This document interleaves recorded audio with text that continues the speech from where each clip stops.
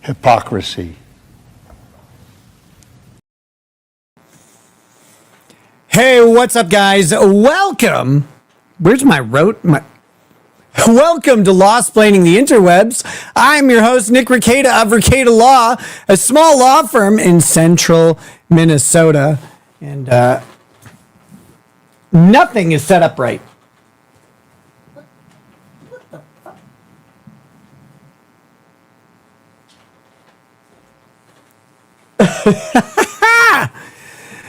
Oh my goodness. Sorry, I had to rearrange my desk a little bit because Lady Rackets had to use it the other day. And that's fun. So nothing's where it's supposed to be. Everything's broken. It's perfect. I think we got it though. I think we got it.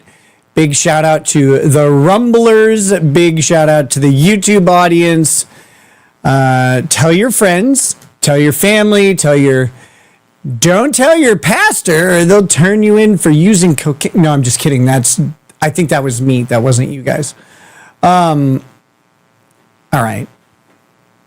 Okay. Hot mic? Really? How did I...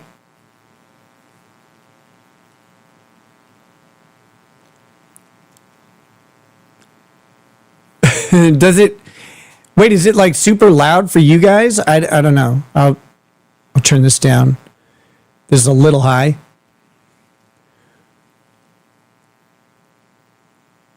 What is going down? It shouldn't be peaking. That shouldn't be happening. So I'm you know what? Hold on. Give me a second. Give me a second.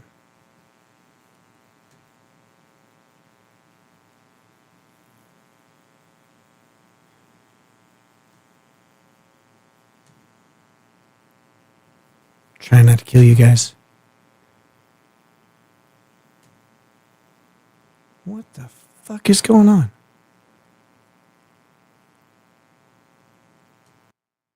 Okay.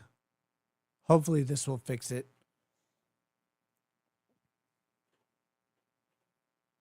Just a minute.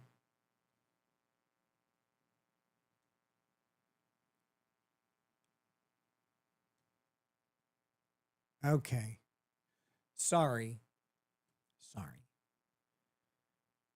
I brought my computer with me while traveling. Tad low. Well, that's fine. We can work that up. We can fix a tad low. Oh my gosh. I didn't mean to blow your ear holes out. So hey, welcome back to me. Welcome back to all of you. It's great to see you all. I was gone for a couple days. It was Lady Rackets and I.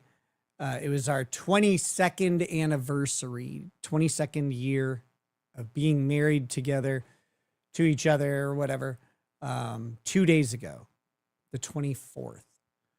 So we took a little time, had some time with us, just some good QT with a cutie, as I like to call it. And it's wild to think that my marriage can drink, but I can't. No, we did. It's pure degeneracy. Of course, we went to a tattoo convention. I did not get new ink. I had an idea that I thought I wanted to do, and then like as it got down to it, it was like I wasn't sure about it, and you don't want to put permanent ink on yourself if you're not sure about it. So I didn't actually get anything. Lady Raggets, however, did. She got a new tattoo, which is really cool. It won 2 awards, which she didn't really do much of anything for, except for whine about how much it hurt. But it won It won the best medium color tattoo and the best tattoo of the day. So very cool. That was a lot of fun um, to see. We worked with a really great artist that we've known for a couple years and stuff, and it was good. Good times. Good times. This isn't super important. I'm just kind of. You were hoping for hedonism too again. Me too. Me too. But I'll tell you, like, so you can't really go there without being able to drink. You just can't. Hrunting 13 says, "Would you do a blacklight tattoo?" Yes, I want one. One of a longtime viewers is a guy who owns part of a pharmaceutical company. I don't know which one or anything. It's not really important. But he was asking about if I would want a blacklight tattoo because apparently they were going to get some work on it. Yes, a million times. I want a blacklight tattoo. I want to, like when you take a Sharpie and draw like a dick on your friend's face. I want that blacklight tattooed on so that every time. I'm just kidding. Diamonds and Henna says, "Oh yeah, true. It's weird if you don't drink at hedonism." Yeah, I mean, yes, it is. I mean, I know some people do it or whatever, but like, I don't mind being, again, when it's an appropriate place and there's consent all around and like clear rules and everything. I don't mind being naked. I like it just fine. Doesn't bother me. It's not something like I seek out and crave, but I'm good with it. But that doesn't mean that it isn't. I mean, it's still a little nerve wracking at first, and a little liquid lubrication, kind of makes that not as big of a deal. But who cares? So that's not on my agenda for a while, if ever. I have no idea. I don't know. I don't know if I'll ever go back or not. It kind of depends. Like right now, I try not to think about like, because you can't do this. You can't do that. You can't be like, I'm waiting for my probation to end to do, like, you can't. You won't survive if you are waiting. You have to change your mind completely. It's just personal advice to everybody else who's a criminal. You have to change your mind, and you have to say, I'm just done. I have to be done with drugs and drinking. If I ever do them in the future, I like drinking, to be clear, drinking, not drugs. If I ever drink in the future, like I'll deal with it at that point. But like right now, I can't think, oh, I'm just waiting to get done. That's how people get tripped up. That's how, you're focused on the wrong thing. And I mean, there are times when it would be nice to drink or whatever, because like everybody else is doing it, etc. You're in like a lots of charity fundraisers, for example, have open bars because they want people to loosen up and give.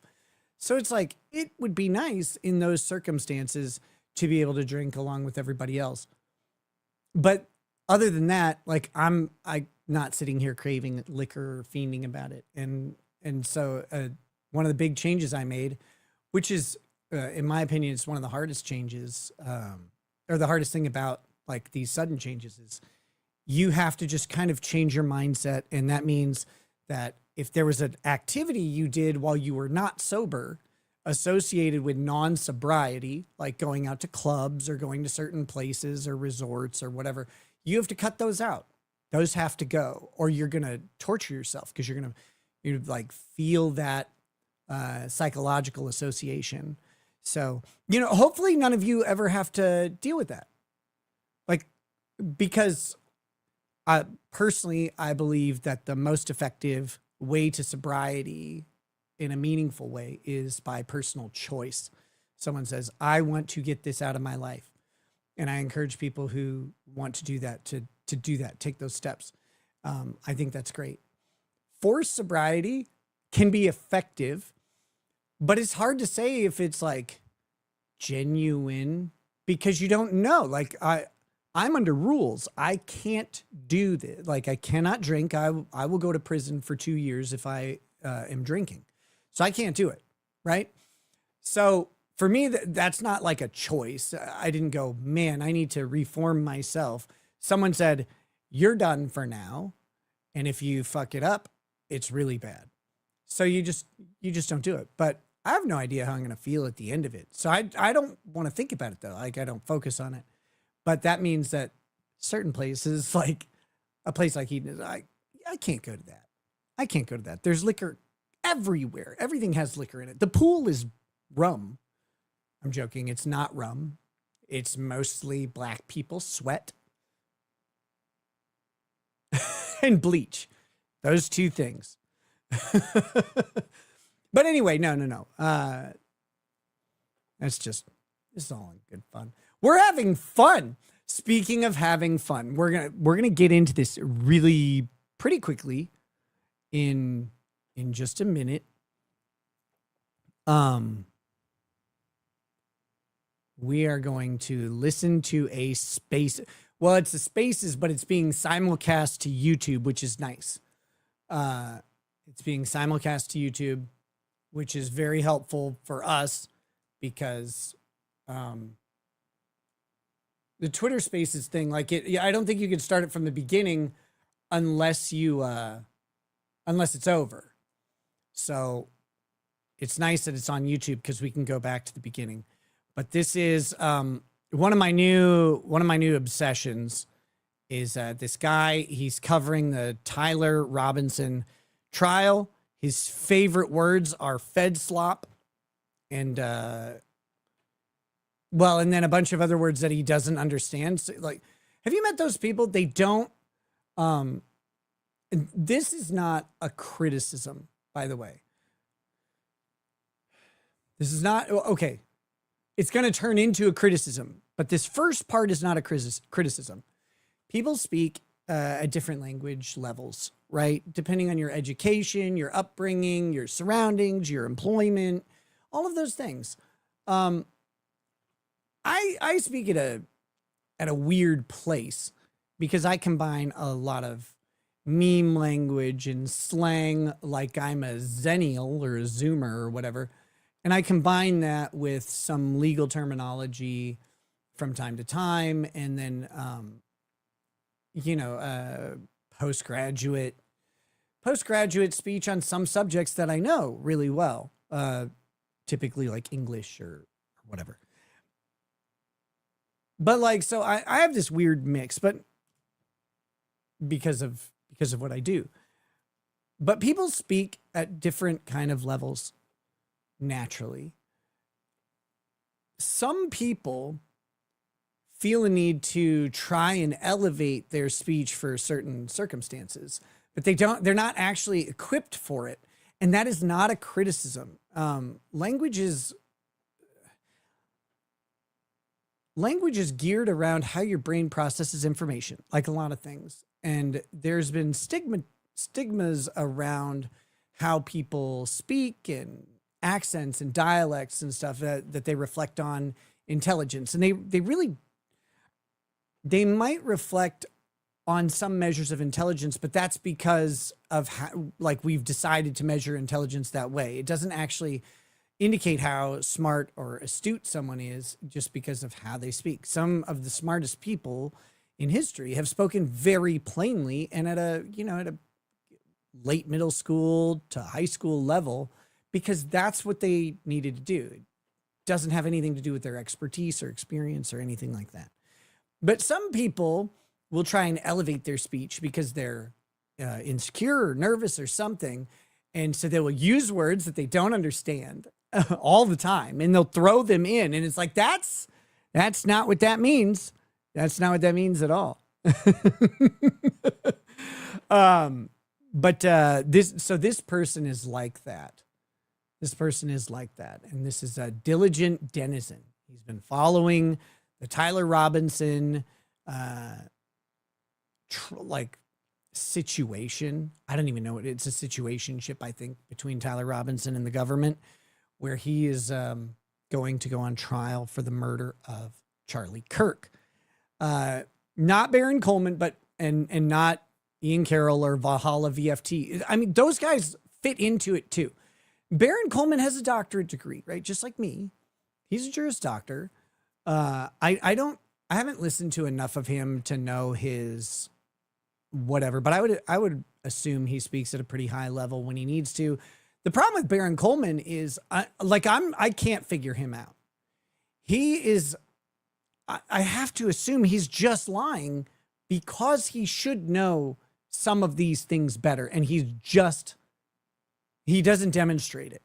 And so I don't know if I don't know if he's lying, or maybe he just literally doesn't know. And again, not a criticism. Baron Coleman, I don't think, is a criminal lawyer. I know he does work on civil cases. And a lot of times, if you're a civil lawyer, depending on, like, I did everything, which really meant I did anything. I called it paycheck law because I was a solo practitioner in a small town. You just kind of take what walks in the door and you run with it as best you can. Or if you can't, that's fine. But so you kind of get a diverse spectrum of things. But I wasn't really practicing long enough to really focus down and specialize while practicing. I found that I'm a good legal translator, and I can help people understand things. And I'm a good legal observer, and I'm a slightly above garbage legal commentator and stuff like that. So that's what I like to do. I get more enjoyment out of it. I don't have to worry about ruining someone's life if you make a mistake, and that's all good. But I think Baron Coleman's just a civil attorney, and he just does not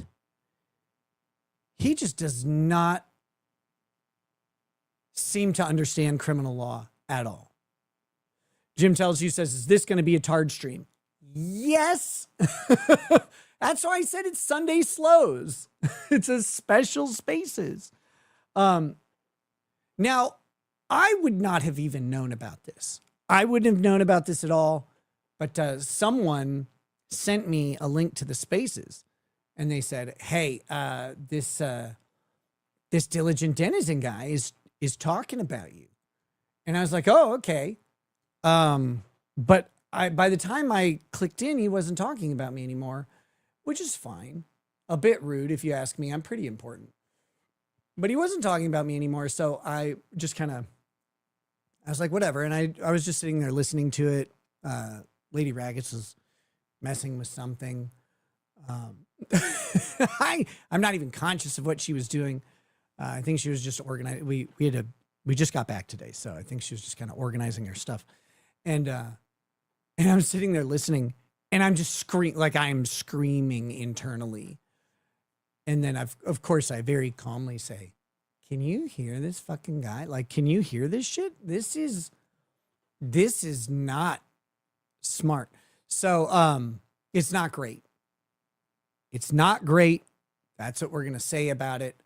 And yeah. So I don't know what he says about me. I don't know. The Spaces is like 3 hours long, so we're gonna listen to it kind of fast, maybe. I don't know. We'll see. My stuff is probably somewhere around an hour in. I'm not sure.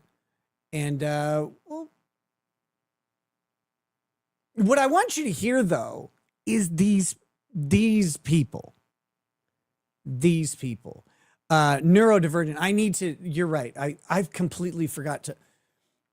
For some reason, my Wi-Fi wasn't working in my bedroom today. So thank you for reminding me to spool up locals real quick. I'm going to get that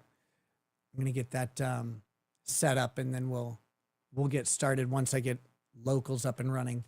Good Lord.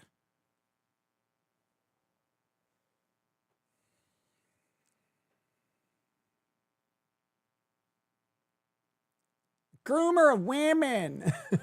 Speaking of grooming women, I don't know what's going on with Ethan, Ralph, and Scarlett right now. I don't know that any of you guys care about this, and you probably shouldn't. I think that's the most healthy thing, but I don't know what's going on with them. What I do know is something's going on, like always. I don't understand their relationship. it seems to be a mess. It seems to be a mess. But yeah. So the only reason I bring that up is because people may think that I know something about that. I do not. I do not. I've not been talking to either of them at all. There's no like that's kind of, yeah, there's no purpose in it. And I wish them the very best. And by that, I mean, I hope they live through all of it. All right.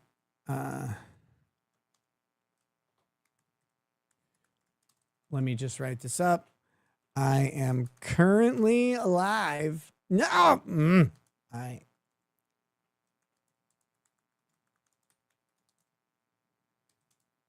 We are talking about Tyler Robinson vis-a-vis the Jews and Diligent Denizen, who I hear are working together.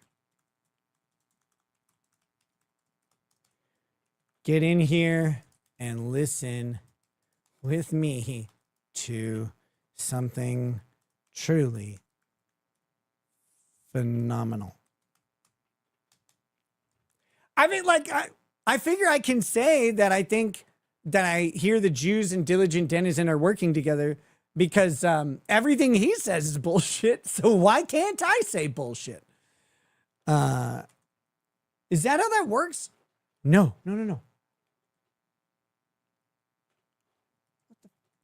What just happened? What? Oh.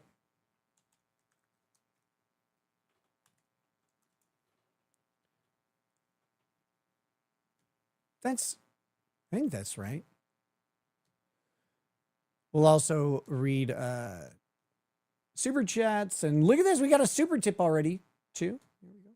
Bro, congrats on 22-year anniversary. 22 also the caliber bullet that exploded for that my co-phone. Since you making tards angry on Twitter.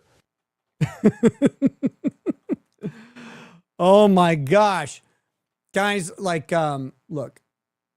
People, I had to type this up the other day because I don't know how people who watch me regularly still don't understand this, but someone's like, Nick, I can't believe you're telling us to listen to the government and that you believe their narrative and stuff like that.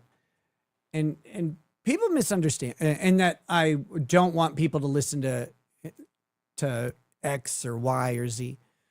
Listen to whoever you want. Watch whatever you want. More information is better, but some information is of higher quality for the purposes you're trying to use it than others, right? Like this isn't controversial. Listen to Ian Carroll and Lionel Media and Diligent Denizen and evaluate what you believe based on what you know about some things. You do know some things, and when they talk about those things, go, is that it? That would be helpful. That would be helpful for these situations because when they talk about something you'll know they're talking nonsense. But people misunderstand that. They think that because I'm criticizing or talking about whatever, that I'm telling people not to watch or not to listen. No, listen to all of it. Listen to all of it. If that's what you desire, I don't care if you do or don't, but you won't catch me telling you not to listen to someone. But I will tell you when things that they say are wrong. And I think that should be fine. But projection is really fucking heavy coming from that side right now. Because if you say anything is wrong, they say you are attacking them and trying to shut them down. I don't want them shut down. I don't care about that. I don't care if they make a bunch of money. I might comment about it because they keep saying that, oh yeah, the people on the Fed side are making all the money. Actually, it's crazy. They're full on gaslighting everybody on this. The people who are speaking the conspiracy theory about Tyler Robinson, Candace Owens, Baron Coleman, Ian Carroll, Lionel Media, and Diligent Denizen being the main ones I know, like have seen. They are getting pumped. They're getting pumped harder than a back alley stripper by the algorithm, blowing up in views that are like, it don't make sense to me. This doesn't bother me. This doesn't bother me. And the amount of money that they make on it doesn't bother me either. But these people all uniformly, if you disagree with them, accuse you of being paid by Israel or the feds. Like they just say it. And they're like, or Turning Point USA, Israeli feds, of course. Like that is the immediate reaction if you disagree with the fact that a microphone blew up and killed Charlie Kirk.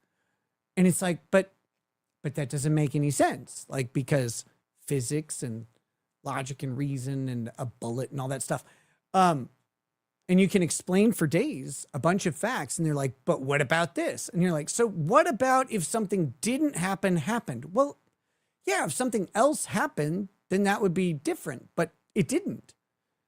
We could show that these things didn't happen pretty well, and presumably at trial, they'll show better. And there's no reason to make any judgments, though, until trial. And one of the things that my purpose in all this is, again, I don't want to persuade you one way or another. I don't care if Tyler Robinson is guilty or innocent. I don't care. What I care about is what is getting presented in court, because this is the thing we have rules. We have rules around to help us weigh what the facts really are. And that's the only system that we have to do this that has a measurable result. We will know if a jury finds Charlie or Tyler Robinson guilty. We will know that at the end of the process. Does that mean that he definitely did it and the feds didn't lie about anything and et cetera, and the Jews didn't murder him? No, it just means that of the system, like the system that we have with the rules that we have, produce this result. That's the thing that I can speak to. But I don't want to shut anybody down. I don't care about money being made. They sure do. They are really fucking, and they're like these people are doing this for clout and money and exploit. Go look at the people who speak out against that, who embrace the Fed slop narrative. Their numbers on the stuff aren't good. Like these streams that I do on Tyler Robinson, I think people hate him and I should probably stop, but I'm fascinated. I'm fascinated by this phenomenon. So I'm not going to stop doing it anytime soon. But man, they're like, oh, these people are getting paid. We'll hear it in the spaces today. They will talk about how much they believe people are getting paid $1,000 a post by the Jews and Turning Points. Like, sign me up. Oh my God. If I can get $1,000 a fucking tweet from Jews, I will wear a Star of David nipple piercing. Fuck. Jen P, member for 1 month, says, good to see you back. Thank you, Jen. Good to see you back. Miss Femme Natal, member for 15 months. Holy crap, that's a long one. Holy fuck, I missed you. I missed you too. Welcome back. Ooey, ooey, ooey, says member for 30 months. Good Lord, man. Get a hobby. Says, congrats on 22 years, brother. Hey, thanks, man. I really, sincerely, really appreciate it. Shelly C sent 1,000 jewels goat trophy. I don't know what that means, but thank you. I think that amounts to about $10 is the translation, which is why it's yellow. Fletcher boy, $20. Mazel tov to you and Lady Rackets. Kind of envious because my 3 marriages combined didn't make it to 10 years. Well, look, it's a choice. It's a choice. Things don't always go right. Things can go catastrophically wrong. Feelings can get hurt. Life can change dramatically. And at every step and every juncture, you have the option. And the other person does too. That's what kind of complicates things. Unless you're a strong man. No, I'm just kidding. You have the option to accept it or not. To keep going or not. and the other person does too. Some people keep making those choices and other people don't.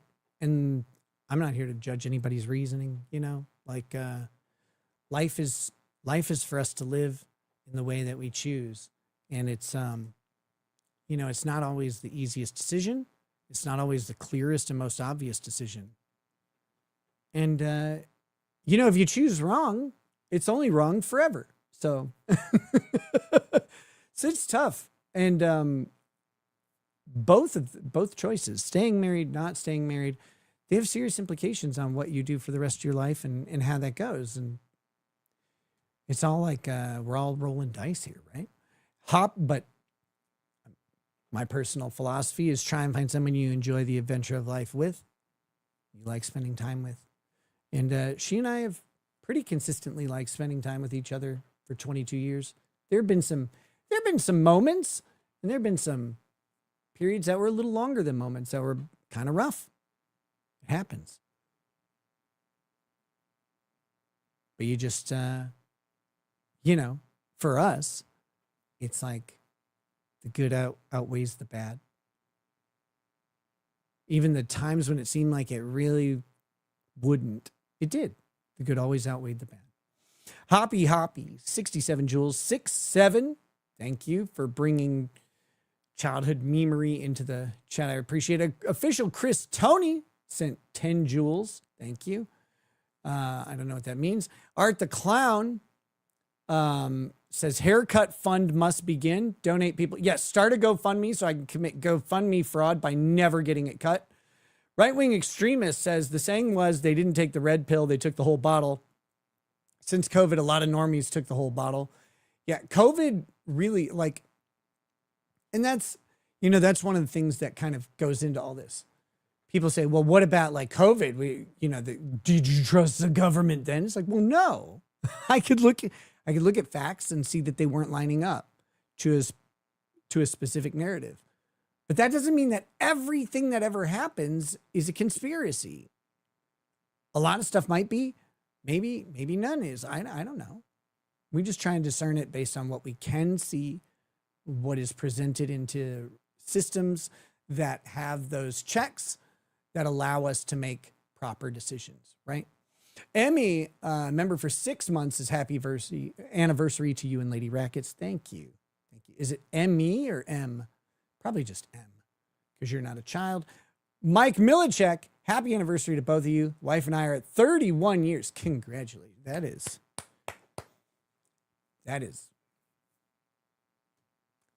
That's some nuptial flexing there. The asterisk, member for 10 months, says, I don't trust anyone. Correct. And that's the correct decision.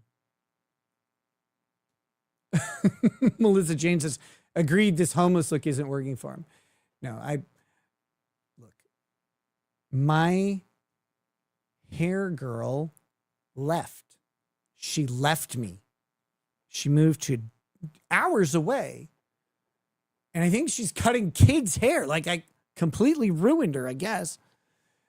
And now I don't know where to go. But I need to get particularly the sides and back cleaned up a little bit. So, get a new mic cable. Why, what's wrong with this one? I thought we got the microphone fixed. I thought we agreed on this. Become a greaser? No, I don't want to do that. All right, let's get this pulled up.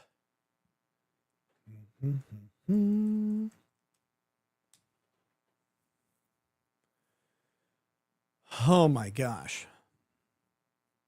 But yeah, I wouldn't have even known about this Spaces or cared about it. But once you mention my name, like, now I do care a lot. Fuck me. Okay. I need to get this out of the way. These terms like slop and Fed slop and AI slop, never ever use them again. You had your fun. Now it's fucking over. Don't use them. I am going to control speech to the level I can, because this is the most maddeningly gay thing I've ever heard. This fucking use of slop. You're going to hear the word slop approximately 10 trillion times on this video. And I hate it. I hate it. We'll take a quick moment for some ad hominem. All right. Ad hominem is where we just insult the motherfucker. And guys, I can count the chromosomes. I can count the chromosomes on this guy, and it's not many. Not many at all. This is Diligent Denizen. I didn't know that he was on camera. I don't really know that much about him. I'm just getting introduced to him. So this is him. You're going to hear him talk, and I apologize.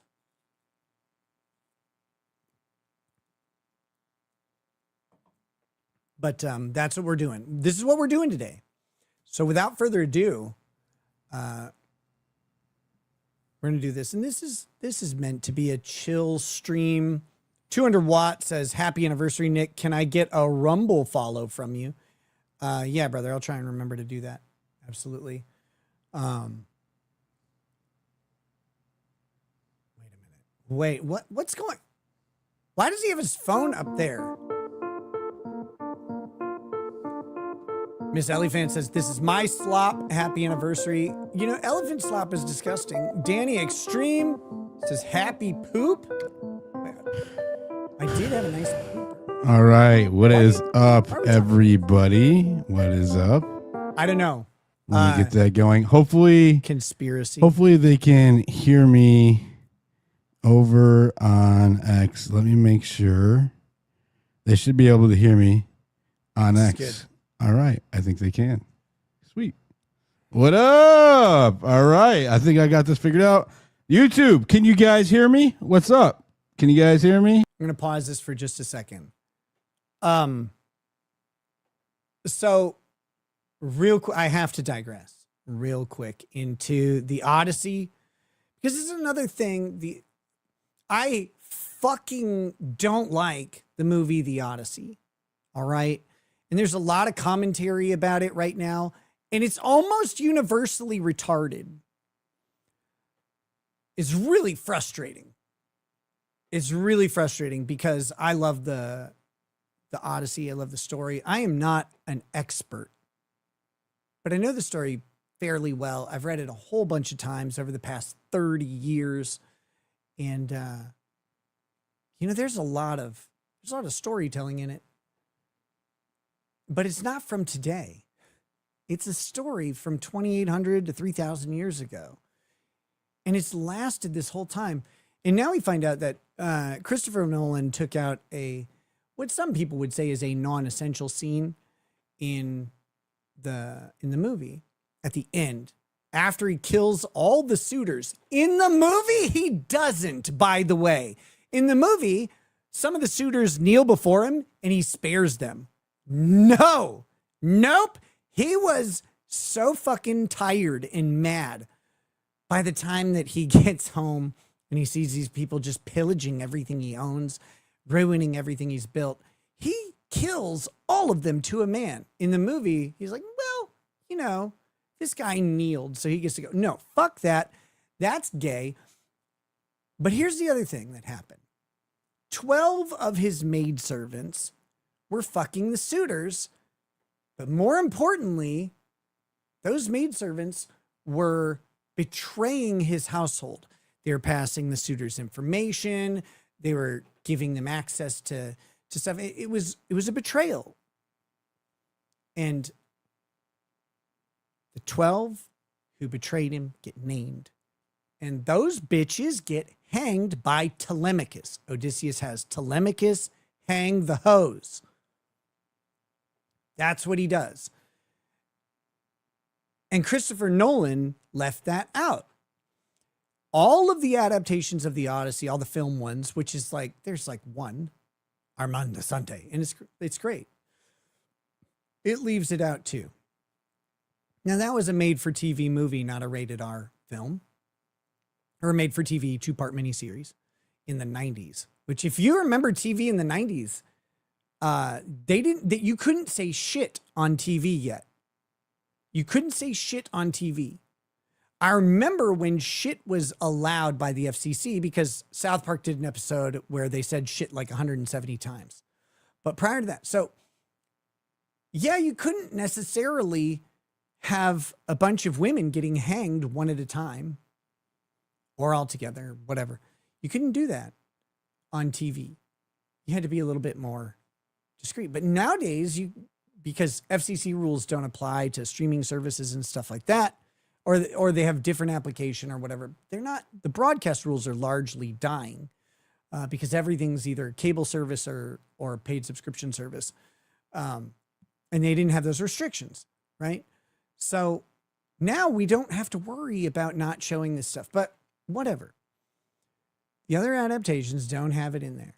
But in the original, he has these bitches hanged because they were going to have his son murdered, his wife raped, and then married off to her rapist, and his kingdom taken over. And when he got home, he was mad about that a little bit. He was off put. And this is something must be acknowledged. Let me do this in two quick parts.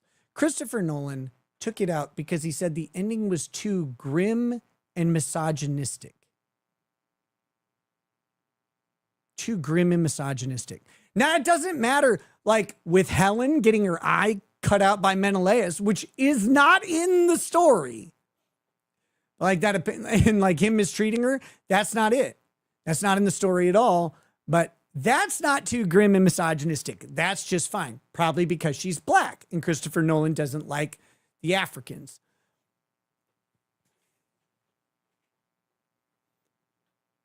Wait, okay, people keep telling me I'm too loud and then other people say I'm not. I don't know what to do. Turn your volume down. Maybe I don't know how to help you. But anyways, so he says this is too misogynistic. Yeah. You know why? You know why it's misogynistic? Because it was written 3,000 years ago in a fucking patriarchal society where men were dominant. And it's a story about being a man. It's every man's story who has something to lose. Okay?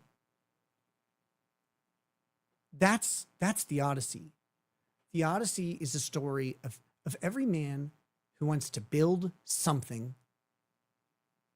a home, a family, a life of peace, prosperity, and enjoyment of all the things you struggled to get.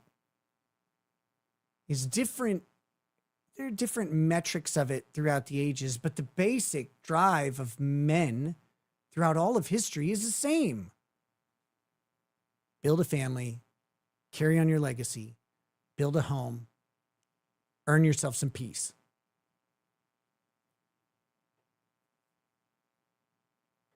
Joe Schmo says, try listening to the stream, retard. I'm not going to listen to the stream while I'm streaming. Like, what are you talking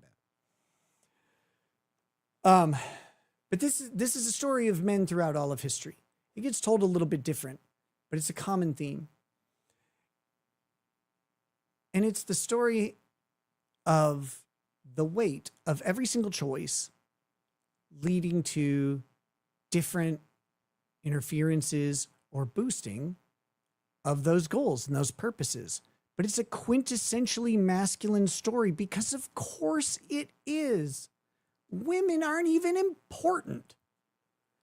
So why would we write stories for them?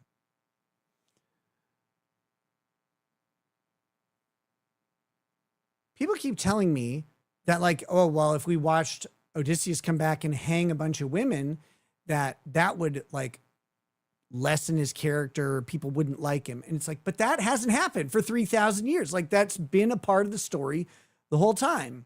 Why do we assume that everybody would suddenly hate it? I think everybody understands this. And I think it's critical that they took that out I think it's a much more important part of the story than people realize, because I've been arguing with a dumb woman online about it. But she's like, well, they all beat their slaves. Now, if you go back and you read the Odyssey, you'll find something out about Odysseus. He is not reported to have been unkind or abusive to his slaves. In fact, they're actually elevated in many places. He's seen as like a patriarch king, a wise king, a good king, a benevolent king. He extends courtesy where it isn't otherwise extended until he gets home, and he's broken and he's changed. And what has been done to him and the taking of his life, the taking of 20 years of his life, he doesn't have that anymore. He doesn't have it in him to be this compassionate thing. It's part of his character development. It's dynamic characters. He grows. He doesn't grow in like a necessarily a positive way, but at the time, everything he did to those slave women was completely permissible. It's just a part of who he was to not act that way. He was uncommon. But part of the journey home broke him into commonality.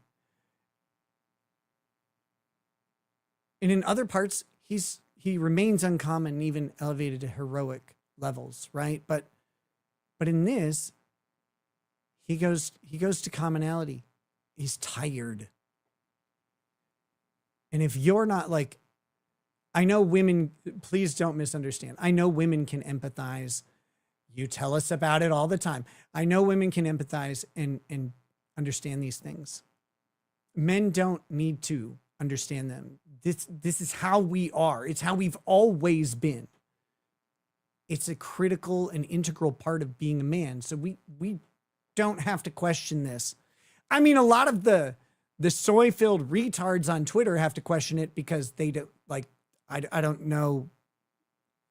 I don't know what men are even doing these days, but if you are a man with something to lose, you don't need this explained to you. You don't need this aspect of Odysseus explained to you. And you certainly have no problem with his vengeful justice that is meted out upon the worst people who tried to take everything he ever built in the worst ways. Why are we supposed to be like, why do we want to take that out?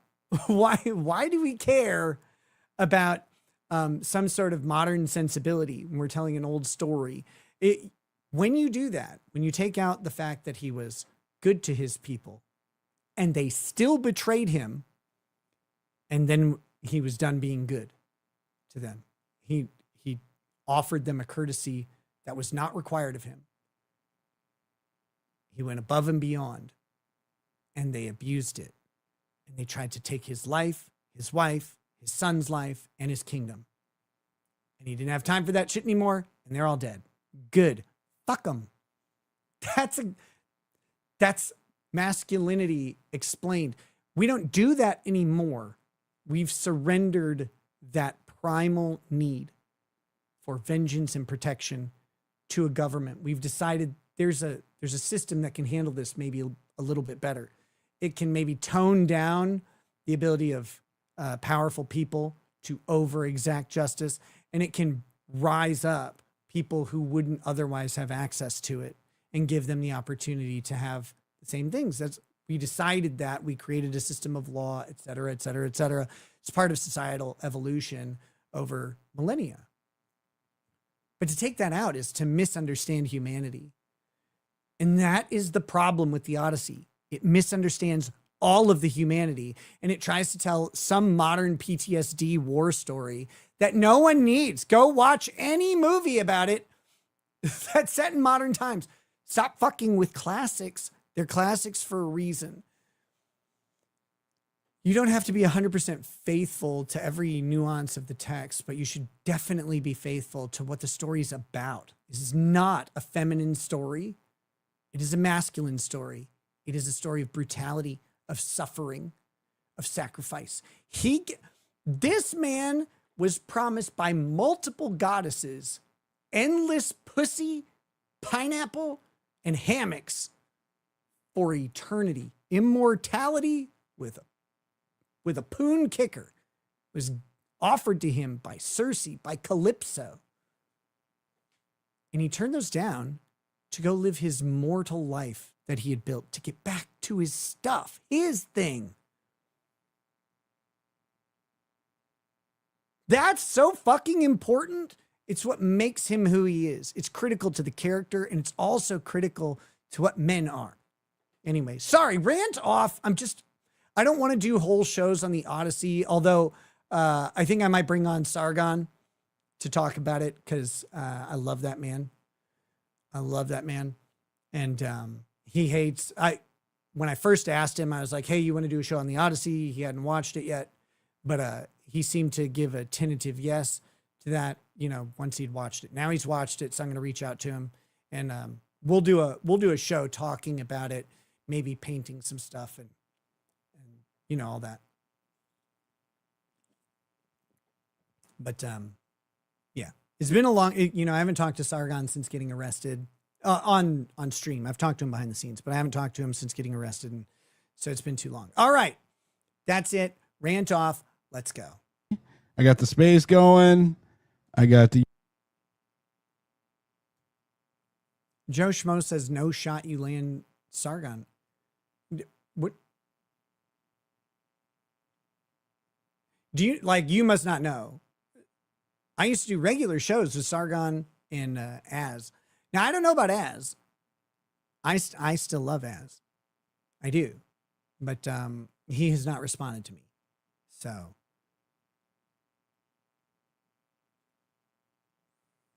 there's some, he's closely associated with Eric July. There's some drama there, I guess. I don't know what for. Although I think some of that drama was added by other people, but I don't really, I don't really care.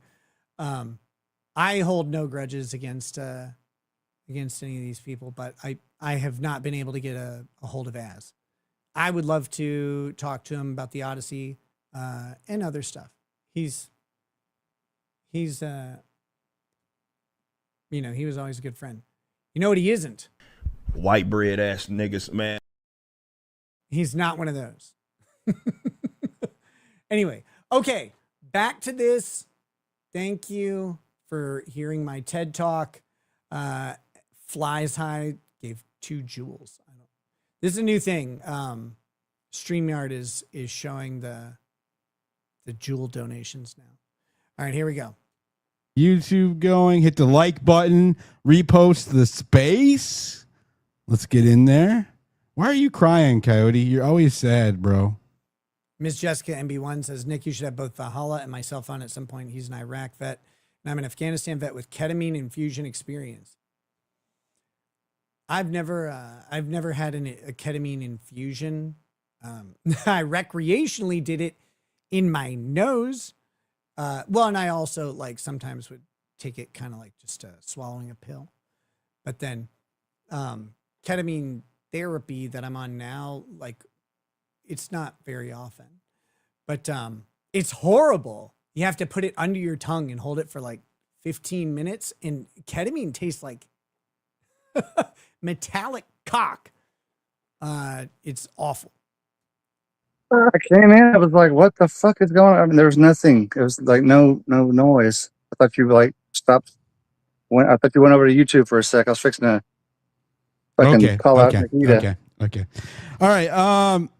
Tonight we're going to be getting into all of the Fed slop lies, the shills. These, I believe they are paid actors, right? Okay. I need something to track the Fed slop.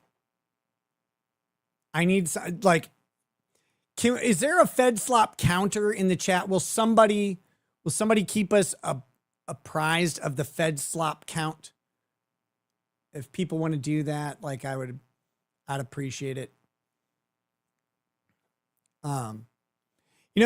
Miss Jessica, you're not the only person who has mentioned coming on and kind of talking about ketamine as a treatment for various stuff. So that might be a cool show. Might be a cool show. Just make a Fed slop counter. You can count on me. Okay. You can't trust Alfarius and Omicron. You can't do that. But yeah, if you guys can help me keep track, we're going to try and track the Fed slop. So we're at 1 Fed slop already. Here we go. They have been getting called names, accused of things, lied about, smeared, doxing attempts, just blatant lies for months, right? And it really, really kicked up into gear. Yes. Really kicked up into gear when I dropped the receipt. Literally dropped the receipt. I mean, they were that doesn't really upset about that. Tyler Robinson when I went to it. Panguitch, Utah, and interviewed a certain worker. He's too loud. Who said that Tyler Robinson was in there eating steak on the night of September the 10th. Really freaked them out. Like they went hard. They went hard. Well, just happened to be that there was a space with Fed Sloppers last night. And I'll pull that up here in a second. There we go. And one of our favorite Fed Sloppers, Paramount Not So Tactical, was in there. And he's been coming at me, or he was going at me quite hard during the whole receipt thing. And lots of them were. I mean, it was nuts. It was absolutely nuts. I won't be able to keep up. They were unhinged, losing their ever-loving minds. And I'll show you. Like, you can see all of these accounts. And you know how they know that these are like assets, right? You can see here, there's this account. This account has like 2,000 followers. You have Paramount Tactical repeating it. This account is saying that he talked to the owner of the Panguitch restaurant and that I lied. And that the owner said that I wasn't there. I didn't do the interview. The receipt wasn't real. Right. And then that's not at all what he said about what the owner said. What the owner said was, we have no information that says that Tyler Robinson ate at this restaurant. That's what he said. Eventually, he did not say that like the guy wasn't there, none of it happened. And I don't think Mr. Exclusive said that either. Maybe I'm wrong on that. But yeah, that's not a thing that happened. Like, and this is common of this guy, this Diligent Denizen guy. Oh, also, if I look, if you guys have seen my wrist flash by, you'll know I still have wristbands on from the tattoo convention. I gotta cut them off, but I don't know where my scissors are right now. So that's what you're seeing there. All of these Fed slop accounts, we got Viva La Fray reposting it. We got Rakita Law reposting it. We got That's right. That's right. I did repost that. Yeah, so Viva and a couple other people, like people have been going after Viva on this. Again, I don't care. I don't know what happened. What I know is that these people don't know what they're talking about in regards to criminal law. I know that. Other than that, I don't really know. I want to find out. I can't wait for the trial. Enrico and Tario. Okay, Enrico Tario is literally a Fed. I know. Literally, right? He worked as a Fed under the Obama administration. Anybody can look this up. Just Google it. Be like, did Enrico and Tario work for the Feds under the Obama administration? It will come back yes. Actually, one of the most prolific federal assets during Obama's era. Prolific. Do you know what that means? That means that's how many times he worked as a federal. Apparently, prolific means how many times he worked as a federal agent. So that's what that means.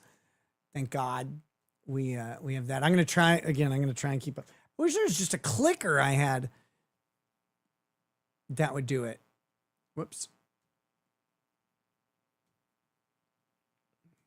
Asset, right? This is one of the people that the establishment is putting back out here on social media, trying to act like they are conservative or MAGA or whatever, right? It's just, we're not buying it. We're not buying it. So yeah, definitely don't buy that guy has whatever he's selling. So all of these accounts, I think we'll be going on the attacks, the trial of Shiloh Hendricks. Telling me that I'm lying. Telling me that I'm lying. This coming week. Zero power there. You always know him. There's only a couple Quote, days. According to Mr. Perkins, that's the owner, Tyler Robinson did not eat at Cowboy Steakhouse. It has been officially verified to him from law enforcement, and he is sure himself. Mr. Perkins also addressed the receipt that has been annexed, saying that it's fake. Right? Just saying that I don't think anybody said the receipt was fake. What they said, what you have said, and what Candace Owens, more importantly, has said. Candace Owens has said she has seen the paper receipt and it says Tyler Robinson on it. That is almost assuredly not true. It's almost assuredly not true. Now, maybe it does. Maybe it's a different Tyler Robinson, whatever. Don't know. Maybe it's this Tyler Robinson. They're making a big deal out of this, but this doesn't actually destroy the timeline in the way that they insist. It makes things a little bit more difficult, but this isn't really that important on on those questions right now, because nothing about the images we've seen of this receipt in any way tells us that it was Tyler Robinson. Zero things. His name isn't on there that we can see. If it is, it's blurred out. There's a debit card, and for some reason, they blurred out the whole thing, even though only the last 4 digits of a debit card are on the receipt. But nothing about the receipt that's been presented says Tyler Robinson. So you have to have special knowledge and special access, and then you'd know. And this is the problem. They're making claims that this is definitively true. And if this receipt existed in the way that they say it does, it would have been followed up by the defense. But the defense doesn't seem to give any credibility to this. Now, I know it's because the defense is compromised, et cetera, et cetera, et cetera. But we don't have any indication of any of these things. Cup of Soothe says, if you say Fedlop and click your heels 3 times, you wake up at the Leering Center. Now, I do want to point out, real quick, I'll show you guys this. This is important. Notice he cannot spell. Up here, he has it spelled Charlie Kirk Fedelsop. Fedelsop, House of Cards, crashing down. So even though he uses the word Fedslop multiple times per minute, he can't spell it. Lying, saying that Candace Owens is fact. All of our favorite people are there. If you're watching along, all of our favorite of the receipt Fedslop is that pretender. The receipt is at a restaurant that's 3 hours away from the school, and if he were at the restaurant at the time alleged, 8:55 p.m. to 9:47 p.m., it makes his alleged encounter or pullover with an officer on campus at 12:30 a.m. much more difficult. Much more difficult. 10 to 12:30 is 2.5 hours, and I think it's it's over a 3-hour drive. Now, he does drive a Dodge Challenger or a Charger, whichever one. I think it's a Challenger. He drives a Challenger, and it's mostly highway. If this guy's cooking at 90 to 100 miles an hour consistently on the highway, the timelines may actually be workable. We don't know. It's hard to say. But so this is when the timeline when Tyler Robinson allegedly went back to the university to retrieve his gun, right? This is that timeline. And they're saying that if he was at the restaurant, then the texts that said he had to hang around Orem and stuff, that those must have been faked. And I know this is going to kind of get tough to follow, but they must have been faked if he was at the restaurant at this time. Now, it couldn't possibly be that he didn't want to send a text about his actual location because he was worried about them looking for him. It couldn't be anything like that. It had to actually be that that the texts were fabricated by Israel or Lance Twiggs, who worked for Israel. And that's not me saying a joke. Like, that's what they believe. Feathered Axe Handle says, would the Utah cops rub drugs into a child's hair? Well, I hope no one would. You know, I hope that would be the case. But I don't know. I'm sure it's happened. See, I told you all days ago that the receipt was fake and everything else that the Candyland cult has been pumping out. These are all federal assets and Zionist shills. Every single one of them, dude. And they accuse you of lying. Here's another one. Candace Owens and her minions just caught in a massive lie. They've been sharing photos of the receipt shown. Naomi says, Diligent says his name is not on the receipt. They're hilarious, not intentionally. Right. Okay. So if I said that he said that and I made a mistake, I apologize. I know Candace has said she has seen the name on the receipt personally. So of course, if it's not on there, that should discredit. She doesn't need much help, but that should discredit her on the issue. Does it mean everything Candace Owens ever says is wrong or a lie? No, it just means that this isn't true. And you got to wonder why she's asserting that she has seen the name on the receipt if the name doesn't appear to be on the receipt. Claiming that it was a receipt from Tyler Robinson eating at Cowboys Smokehouse the night Charlie Kirk was assassinated. I also don't believe the owner Tyler confirmed Robinson that Tyler Robinson never ate the restaurant. He never like said that. It was just a lie. These guys are all guilty of everything they accuse you of every single time. Every single time. And so I confronted. These guys are all guilty of everything they accuse you of every single time. Listen to the language. That is the otherizing of anyone who disagrees with you. Guilty of what? What am I? What I have accused these people of is, one, Candace lied about Tyler Robinson's name on the receipt that she's allegedly seen. No one else, or this guy apparently doesn't believe that.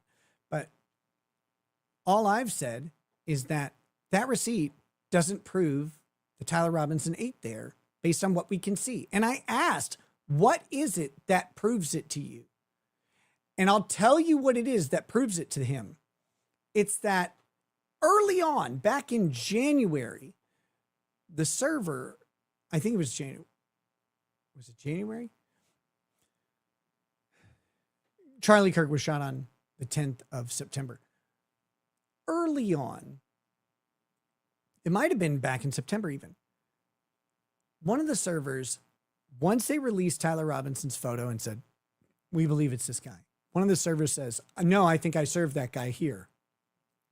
They turned over the alleged receipt or information to the FBI. The person gave some sort of statement to the FBI. And the FBI allegedly looked into it and said that that's not him for whatever reason. There's a bunch of ways they could know the answer to this. There's a bunch of ways. But this whole thing is based on a server saying he was there way back at the beginning. And now the owner's like, yeah, we don't have any information to say that he was here. And this happens a lot. People identify, a picture goes out on Gary, TV. Not so tactical in this people are X like, Space last night. oh, And hopefully no, the sound I've works seen that because guy. it was I an swear I've seen interesting. it happens a lot in these higher profile cases when there's a person of interest. People believe that they saw the suspect or whatever because our memories aren't perfect. So now we have this picture. So if you saw some gangly guy with no chin and dark hair, like you might think that it was Tyler Robinson, but it could be Ryler Tobinson, his brother. And your brain wouldn't necessarily know. And these aren't people like who hang out with him every day who are like, oh yeah, no, I know that guy. I talked to him. They just believe that they served him, believe that they saw him. And so they made their report. That's fine. Nothing came of the report. The defense hasn't raised this. Nobody's pursued this, but these guys are convinced that this is the thing. And it's all based on that initial statement. Now, the servers, he has interviewed at least one of the servers or whatever in person. And they believe it was Tyler Robinson still. Now, again, this seems like it would be kind of easy to verify, but they can't. Interesting go. Let me guys know if you can hear it playing in the space. If not, I will I'll try to get it dialed in. Bottom right corner, please repost the space, comment, share, and like the YouTube, and we'll get going. Let me see if I can go. The point he was full.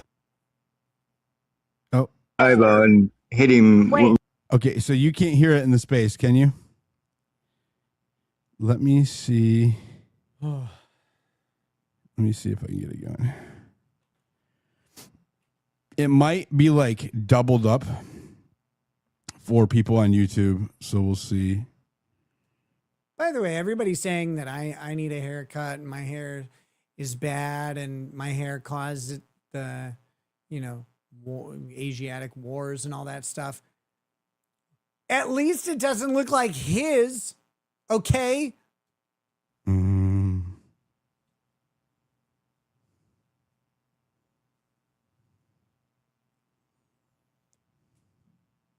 Mandy Mayhem says these guys are convinced his defense team is working against him too. Yeah, I mean they've basically said that everybody involved, they're all paid off. And of course, this is the right, turn let me guys that has to happen. Because Tyler Robinson, as of right now, Tyler Robinson will get convicted. The question is life or death. That's the Tyler Robinson question. Crap, you guys. I apologize. There's no way he walks. We might not be able to play it. Circumstances. And the Matlock moment probably isn't coming. All right. Just because these people have to start convincing. We might not be able to do their audiences that I can play a clip if you he want. should be. You have the clip of him last night. The federal conspiracy. Let me see if I got that. Is going well, not going to let him right go. here. Talking about when you were They talking have to come up with an right explanation because he's going to lose in court at present. The part that based dude on dies what's from been a heart presented. attack. I got and shit, and blocked you're today like, by oh. him. It's like, no, that's not Blake right. blocked you? He shouldn't be. Like Lindsey Graham, bro. And his legal team is not acting as if they have a concrete defense for innocence. His legal team is acting like they're attempting to mitigate and get him down to not a death penalty. But these guys, I called it out the other day. I said they're gonna have to start developing and selling a narrative to their audiences that says, no, we were right. Trust us. We were right. And he was just done wrong. And everybody was in on it. They have to. Because right now, Tyler Robinson is going to prison forever or going to heaven or hell, maybe. I don't know. I don't know how Mormons do it. Did anybody kind of like, did y'all bat an eye to that? Like, No, oh, my fuck, newest- this is terrible. I wish he wouldn't have died. should be Or working was now. everybody kind of like, Okay, the video's much louder than me. I'm sorry.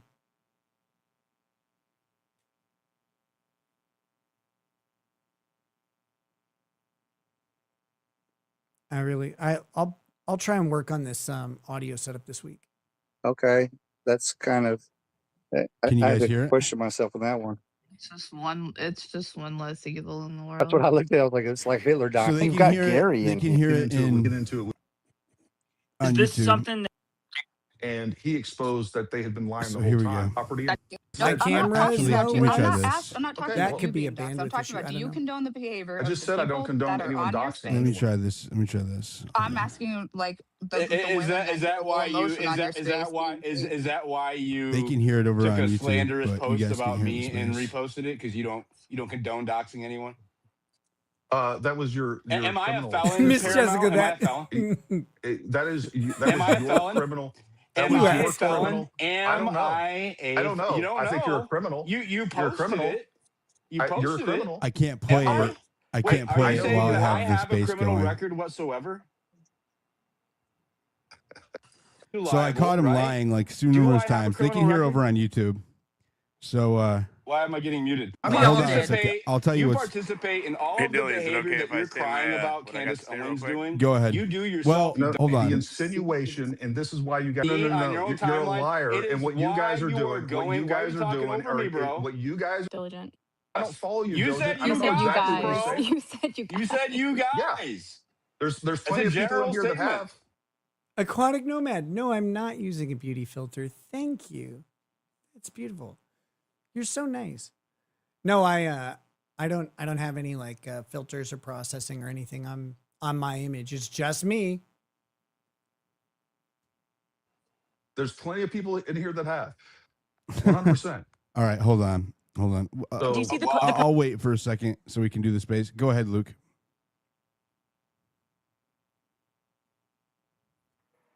It's why does it sound like you're playing two separate audio streams? He's playing an audio stream. That's what's going on. He's trying to play the audio stream of the Fed sloppers still, but that's gonna stop and it's gonna give way to the commentary of the people who have caught the Fed sloppers. We're on all silent right now. I'm not sure what's going on.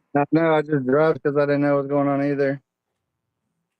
Can you not hear me, Luke? Well, I'll just say it because maybe he can't hear. I don't know what's going on, but I don't know if you guys watched Baron Coleman this evening, afternoon, whatever. He has apparently some solid proof that something has changed with Charlie Kirk's necklace. I clipped. There, see, here it is. Baron Coleman, he has solid proof that something has changed with Charlie Kirk's necklace. Oh, thank God. Baron Coleman's going to save the day. The guy knows what he's talking about. It's not like everything he said so far has completely fallen flat. Only all of it, but now the necklace. It out and just posted it to my account a little while ago. Just a couple minute clip that he has proof that something has changed about the necklace. It's got proof, And, y'all. Like he's how to looking for change. answers. He hasn't told us yet exactly what that is, but Oh, shucks. he has proof and he's holding on to it for now. Waiting for Why? them to respond. Why? Why hold it? What is like? Now he's got it. He's not going to let it out, though. These people believe that Tyler Robinson is about to be murdered at any minute by a government. Baron Coleman doesn't want to let out the proof. Why? Doesn't make sense. If you guys want to check out the clip, you can go to my page. I sent the clip to Dilly in private message. I don't know if he got it or not, but I think he's having technical difficulty. Hey, what do you know about Can- this? can you guys- this can you guys Paramount not hear guy, me? bro, with this the Department of Defense. Can you guys not hear me? hear me? There you are. you've been completely silent. Okay, I don't know why. I don't know why. They're probably gonna hear double. Hear double. Why? Why are you it hearing was double? working fine. working fine. Anyways, what were you saying? Go ahead, Cody. Go ahead, Cody. I was saying on the Department of Defense, October of 2025, it was actually 14 days after he was awarded. It was 39,000, and then it went up to like altogether, both of them equals up to almost 200,000. That's what he didn't like, and he shouldn't have. Let me go ahead and say where you shouldn't have blocked me, bro, because that makes me curious. So now I'm really gonna come and fuck with you. But anyway, looking into, I got to send a FOIA report to see exactly what he did with that money, because he went to a military place and supposedly taught some kind of or gave them some kind of curriculum or whatnot. But there's some heavy questions need to be asked right there, because that whole October thing, I know that a lot of people probably don't they don't know how to. It's a lot different when I talk more and we talk more. People over here that we like asking questions, and that's a big thing whenever Just in the asking month questions. of the same month that he was assassinated, you get 2 awards by the Department of Defense, the federal government right there, and it's almost 200K. It's like a perfect amount for if you were going to do exactly what you're doing right now, bro. So you shouldn't have blocked me, because now I'm really, really. They're talking about, so somebody, I don't even know who, got awarded 2 grants from the Department of Defense that total up to somewhere around $200,000. So that person definitely is behind the setup of Tyler Robinson. Curious with it, but that's diligent. How else do you, dude? September. It's the same month. I mean, that's not a conspiracy theorist. Like that's actual. That's a fact right there. That guy got 2 awards. You know, and big money, bro. Big congratulations, Big money. Paramount. But the thing is, good always wins, man. Good always wins. So Paramount Tech. Can you guys hear me? All right. Cool, Yes, sir. talking. All right. So it's the sound sharing add-on that I use. It's not going to work. That's okay. All right. So everybody can hear me now. So you guys on the space are not going to be able to hear this clip, but I'll just kind of describe it. We'll get through it as fast as possible, and we'll go from there. Are you going to play it on YouTube? Because I can, double it if you want. There's a lag on YouTube, and so we'll be. Hey, I wanted to ask real quick, if I have just a second. Sure. Did anyone see that Jeb Jacoby went on Ian Wentz podcast and was talking about the day what happened the day leading up to the assassination, about how Turning Point had told their volunteers not to talk to the media? Okay. Okay. It looks like the YouTube is glitching out. This every time. So I you was a little disappointed. Every time you tell me like I don't know how to run a stream or whatever, I'm going to refer you back to this guy. Holy shit. I was Here, and that they hadn't said anything about not talking to the media at that event, and then for some reason on this one day, they had apparently, to the volunteers, had said something about we don't want y'all talking to the media, and he just thought it was kind of strange. Like, who's going to talk to volunteers at a Charlie Kirk event? You know what I mean? A lot of people. I'm a little disappointed that he wasn't asked about what it was that caused him to get assaulted. Right? I listened to that whole thing. Yeah, the Turning Point people told people not to talk to the media. They do that all the time, right? And they said that we knew that afterwards, right? That they don't want people who are in Turning Point garb, but who aren't representatives or like specifically have catered messages to the media to be talking to the media. Is it weird that they said it at this event and not the previous event? It's a little weird. I am actually would rather know what it was that he was. Is it really that weird that Turning Point USA says, hey, like, let's maybe not talk to the media that derides and hates them and takes any quotation from anyone associated with it and turns it against him? Like, what are we talking about? Hey, like, maybe let's not talk to the media is not a weird thing for a conservative organization to say. Diligent denizen, more like irrelevant retard. Pray for me, Nick. Bar exam Tuesday, and we're kind of winging it. If I pass, you owe me a bottle of Quinta Rubon. Just incredible. I'm not going to agree to that, but I'm going to say, I wish you well. Go get it. Going to say that they. Oh yeah, 100%. Can you not talk over me? Mute your mic for a minute, thanks. He's got very important stuff. I would rather know what it was. Okay, I'm going to mute you for a second, bro. That Don't he got assaulted over me. Right? The Jeb Jacoby was giving his description of what happened, and he was saying that he was looking at Charlie Kirk. He was sitting about 15 feet away, 3 rows away from him. SIM cards. He heard a shot. He looked literally to his left, preserving the evidence. He looked to his right and saw Charlie go down. Well, if he's staring straight at Charlie and he hears a shot and he looks to his left, that's not the Losi building. Okay? That is where the president's office is located. Joe Schmo and the points Woodbury for building. using 2-cocaine. I think that's why they silenced him. We know you like 2-cocaine. Another good thing that was in that little interview was a timeline for Charlie Kirk's movements when he got there. We knew that he went inside. We didn't know previously, or I didn't know, that Charlie Kirk went inside UVU when he first got there. Oh, he went in the university right? first? Baron Coleman pointed that out. Some other people pointed that out. Whoa. But we didn't know how long he was in there for. When Blake was asked about it during one of our X Spaces, he didn't have an answer. Right? I don't know. I don't remember. How long were you in the building, Blake? How long? How long was Charlie in there? I don't know.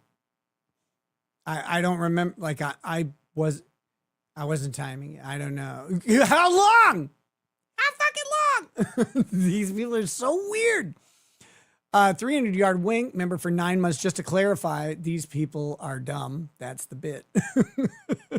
It's not a bit. This is reality. I was that morning. I don't think we're gonna get there tonight. But someone later in this stream literally says, we are conditioned. Our brains are conditioned to conform to reality. Yeah. Yes. Our brains are conditioned to conform to reality. That's not bad. That's a good thing. Remember where I was that evening? I don't remember what city I was in. I don't remember what hotel I was in. My name's Blake Neff. That's what we got.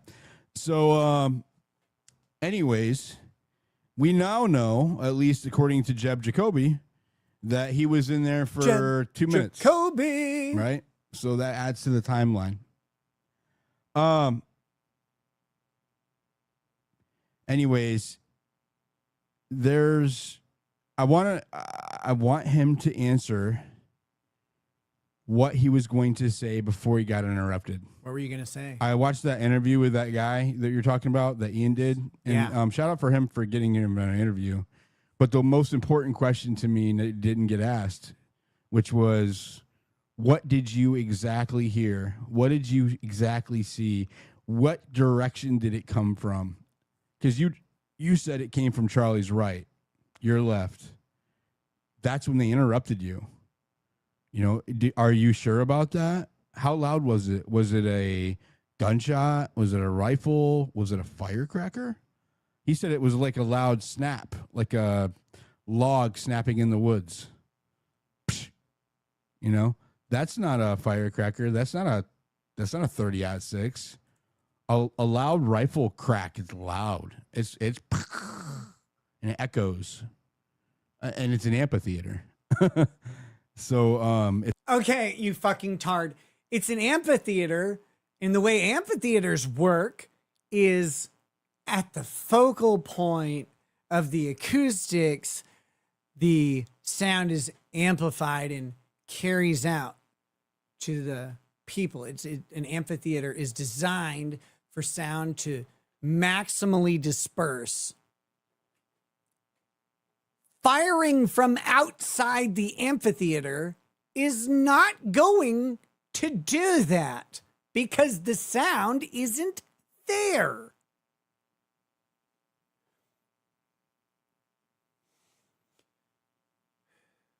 Boosh says, different people describe gunshots in different ways, engine backfire, car crash.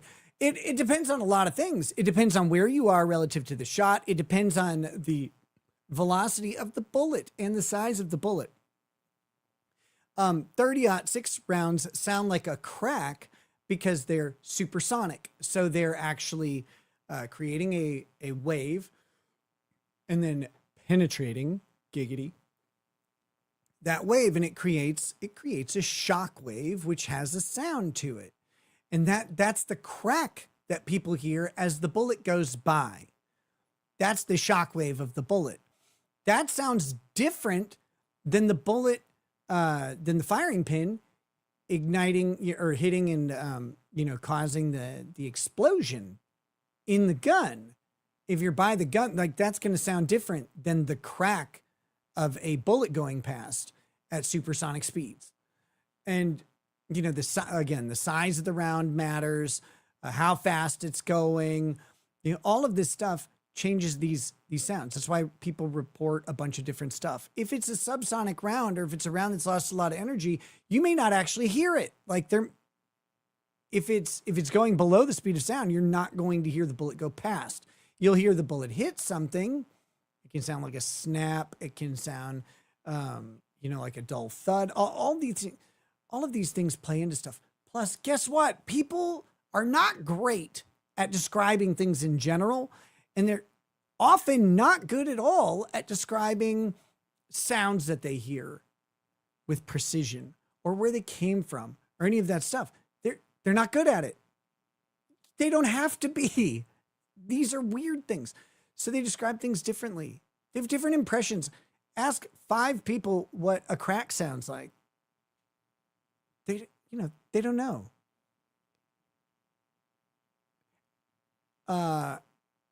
We say pigs say oink, and the French say pigs say ron. Right? Like,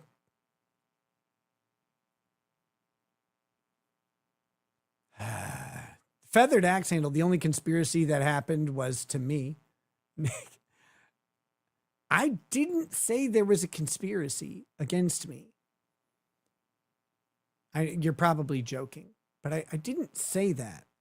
What I said was how conspiracies, how they occur are not in these grandiose ways that people like tend to think. Like this giant plan, Israel's involved to plant the drugs on my nose and all that stuff. No, that there wasn't a conspiracy there. It's little things, these little subtle changes or omissions or whatever, little pressures on the scales of justice, unbalanced things. Documents get leaked that maybe should have been sealed, for example. That's a thing happened in my case. Does that mean that they planted the drugs and I didn't do it? No. Like those were mine. I admitted to it. I pled guilty, all of that stuff. But the document leaking while I was in jail, that's unredacted, that I don't even have access to. If I asked for the document that went out on Twitter the night I was arrested, I don't get it. I can't have it. I can have it with redactions and having the names pulled back, but someone at the sheriff's office, it could have been, I guess, the county attorney's office, but I believe only the sheriff's office had this paperwork at the time. Someone at the sheriff's office printed it off physically and took a picture of it. It wasn't filed anywhere. So they had to have internal access to the system. They took a picture of it. It's not redacted, and they posted part of it on Twitter. I hadn't even seen the document yet. I wouldn't see it for another 24 to 48 hours, I believe. Something like that. But it's little things like that. And then those things lead to like public pressure because people start to get an opinion about what happened, even though people at that phase could have been lying and stuff. And they did. People did lie about that. They investigated it. They didn't find any credibility to it, but it doesn't matter. That's what I was saying. Stuff like that. How my body cam footage was viewed by 2 people is because there was an error. There was an error in how they categorized the video. Those videos were uploaded. My lawyers don't get to choose whether those videos were admitted or not admitted. That's done by court administration. So someone either made a small mistake or they did it on purpose. And someone knew exactly that had happened and knew to make the request. And then they made it in such a way where I wasn't informed. And then they got access to something that they shouldn't have had access to. How does that happen? Beats me. Could have been a coincidence. Sure. Someone just makes a mistake.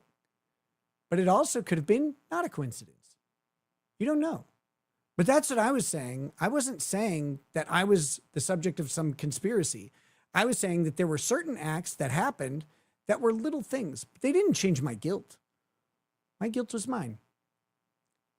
Those have had other effects, and, that's a whole different discussion. It's not like the sound is just going to like dissipate. It's going to crack off the walls in there. Yeah, the interview was okay. And it was pretty good. Could you imagine? Shout out to him for getting that interview. This guy coming up to you. But I think the most important interviewing you in was, person at your job. What was it you were saying when they interrupted you, because a TPUSA staff member, volunteer, whatever, Cooper Brown, right, who is an interesting figure to say the least.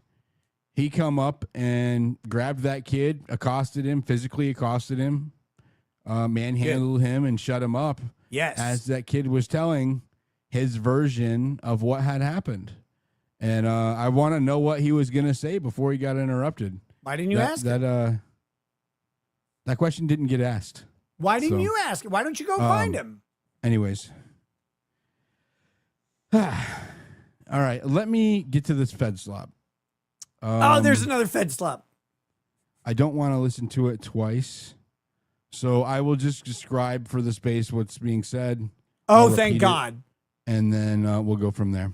Probably go with making all or nothing. So you have Paramount Tactical and Blake Banderas Bednar's space yesterday. I'm a little disappointed with Blake. I ain't gonna lie. I shared my interview with George Zinn, and the very first thing Blake does is try to dox me. Knowing that I called the jail, right? He's trying to dox me. I think we're at 7 Utah Fed law slops now. Prohibits the sharing of third-party identification. But that's the very first thing he did, is tried to get those records and then release them, which would include my information. So now I'm even more sus of you than I already was. But that's neither here nor there. I'm sus of you. So we're going to Blake's space. Wait, listening to something funny just happened because he just called himself sus. Not knowing he doesn't know the slang's usage. Someone is sus. You're not sus of someone. Sus is not an abbreviation of being suspicious of. I'm sus of them. Okay, sure. Paramount Tactical, tell us why he's not the bad guy. Candace is a liar. Barron's a liar. Diligent's a liar. Yes. Everything that they accuse you of, they're guilty of. Is YouTube good? It's saying the video is bad. All right. Here we go. Question. The all or nothing black and white thinking, though, that I constantly hear going on it's like it happens on both sides because I'd agree. And so everybody in here is an individual. Everybody has some sort of slightly different view on this. And what we're trying to do is have a group conversation so people get grouped into things. It's as simple as that. I don't know what weird thing that Diligent is pushing this week. We can't hear anything over here. Exploding mic, mute your mic, the bro. French Foreign Legion. I know this thing's in the way. I don't know. But what I'm saying is the implication I don't coming from subscribe to magic Candace. bullets. I can tell you that much. Well, there's nothing magic about it. We have plenty of examples of a very similar. He's telling me that he believes in the magic bullet taking place. Like what? What magic this 100 times. Well, first of all, we have Chuck Ritter. He was shot from 25 yards away with 7.62 He starts to go to Chuck Ritter. He's giving examples of historical figures who were assassinated or got shot with 30-06 bullets where it didn't exit the body. He was shot in the jugular? He wasn't shot in the jugular. And the examples that he gives the spine is big. Like, is it like the lower spine, the upper spine? Right? Chuck Ritter was shot in the spine from top down. He was falling. Doesn't matter. Then he was shot. He was falling over and hit him right down the length of his spine, didn't it? Right, so it went through all bone. It was no meat. It was just all bone, straight down, and that's why it stopped. Okay, he brings up and everything else. Gary, you've used that same argument. As close to the original shot as possible for an accurate outcome. Yeah, Gary. He brings up MLK.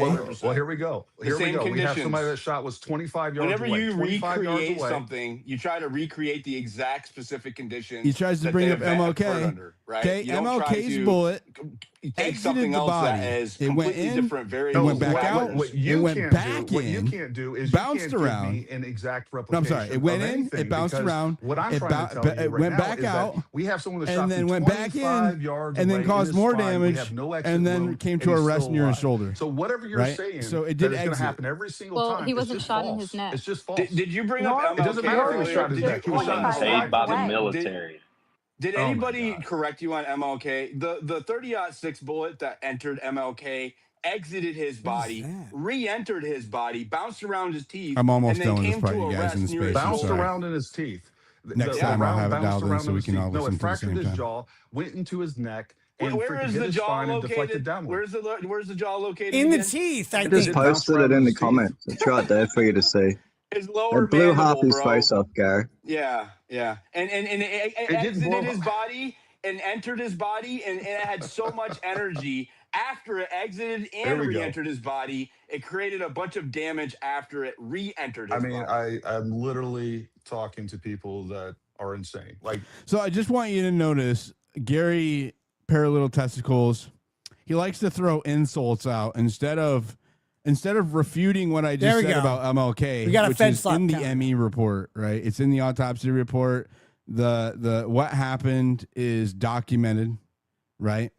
And instead of refuting what I say, he resorts to calling me crazy, right? Bro, you But are. when I start to return the favor in a way that's funny, he cries. Wasn't that funny? What these people keep go back to a lot of times is they're like, well, they didn't answer my question. Not all questions merit an answer. Some questions are stupid. Some of them are bad questions. Some of them are stupid questions. A lot of them are dishonest questions. They don't always merit an answer. You are not required to spend all of your time answering every question. All of these questions that they ask have been addressed before. They just don't like the answers. Kay Starler says, which do you think is bigger, this guy's oversized tongue or Kurt's micromember? The tongue, for sure. Also, which one is more fed sloppy? I think the tongue probably. Chartard, I was on my way to work one day when I heard what I thought was a lightning strike behind me. Turned out to be some loon with an M1 Garand firing at traffic. He was about 700 meters away from me. Yeah, I mean, there's a lot that goes into it. It's about it. It's you in the literally ME are playing- report, bro. You were literally just it's mental illness. Gary, Like, there's no, nothing- that's reason to Gary, Like, can you don't put it say in the that. next, please? so Gary, funny. you cannot continue to just call names, talk You about can. mental No, illness. let him Please, do let it. me Let him do finish. it. Well, we can't continue to pile on him. And it's Yeah. not. I'm trying Who's to just piling? intervene. Diligent asked him a question. He started attacking Like, him. Come on. So horrible. 47 So people. horrible. I'm Before just I doing even this. finish Guys, a comment, hey. before Oh I my can God, even get finish a through this comment, part. I got 12 other people jumping in and just playing. That's I'm- exactly I'm- how it I'm works when gonna I was show on you. Yes, I'll do a better job. No, Hold it on, for the wasn't. people complaining over on YouTube. Okay, he's going to admit in a minute that my reporting Guys, I'm gonna in point something Pankwitch out. is This Spaces that he's watching, and this is why this is impossible. This is impossible for all of you, for me, for anybody. This Spaces is 20 hours long, if you can see it down here. This is at 8.5 hours in. It is a 20-hour space. 20 fucking hours of this shit. accurate, right? And I want to show this because this is a guy who has been attacking my reporting for the last year almost, attacking all of our reportings, Candace Owens, anybody else who is speaking the truth, right? He called my reporting a lie at first. He said that I didn't go to there. I didn't talk to the waiter. It was anonymous. The receipt was fake, right? They discredited everything that I was reporting. Yes. Probably the biggest revelation They did discredit it. That's in true. the Charlie Kirk case and the Tyler Robinson narrative in the case thus far, right? Besides Candace Owens initially reporting it that it happened. And so they've been discrediting that work, right? But when I call him out after I played He doesn't know the interview with words. the owner, He doesn't get it. completely black He literally does not know. that it's all real, right? First of all, I didn't let anyone jump in the first time that you and I I'll do a talked. better job. That's on me. I'll be a better host. When I can one of you co-hosts drop a tampon down for interview with Paramount? He's having a moment. He completely backtracks and admits You are such a that little it's bitch. all real. Okay, no more right? names. No more names. of all, I Like, didn't let let's anyone just jump in. have a civil conversation. I'll do a better job. That's on me. I'll be a better host. But he can sit here and like when you guys sit here You and just clutch your said pearls, it's mental when you guys sit illness. here and clutch your pearls, You he's sitting there just telling said me it's to mental take illness tampons. because of the statement he made about tampons. MLK. He's been sitting here talking. Everybody in here has been You sitting here just talking told me shit. I was And when crazy for making Dr. Strange, it's when too I much. do it back, Gary, you guys stop. flip out. No, it Gary. applies It was to too much. everyone. Yes, go ahead. This applies to Everyone. Yeah, everyone. it's like because it's The lagged tampon on does not YouTube. apply to Please me. stop just And whining. so, Hey, guys. yeah, We I are was gonna do supposed that. to be grown ass fucking When I was talking to Louisiana, Not indexed. I don't think I said I was gonna do 30-06 rounds that are heavier are louder. I said that it depends on the size of the round. I think that's what By I the way, Okay. Billy, Okay. I Can posted we take- the, can we all the take a purple collective pill, breath? the DOD numbers. Can we all take a- If you wanted to live for anybody Okay. else. Can we all take a big collective breath? So Just- Oh, I say don't want something to. about him needing Okay, a well, tampon. I'm just gonna make a statement. Okay, here we go. I was I'm gonna paying get attention between the listening to credibility I'm of jumping this ahead. receipt. Okay, and then because I don't actually want to listen to him listen to a space. I want him to keep talking on his space.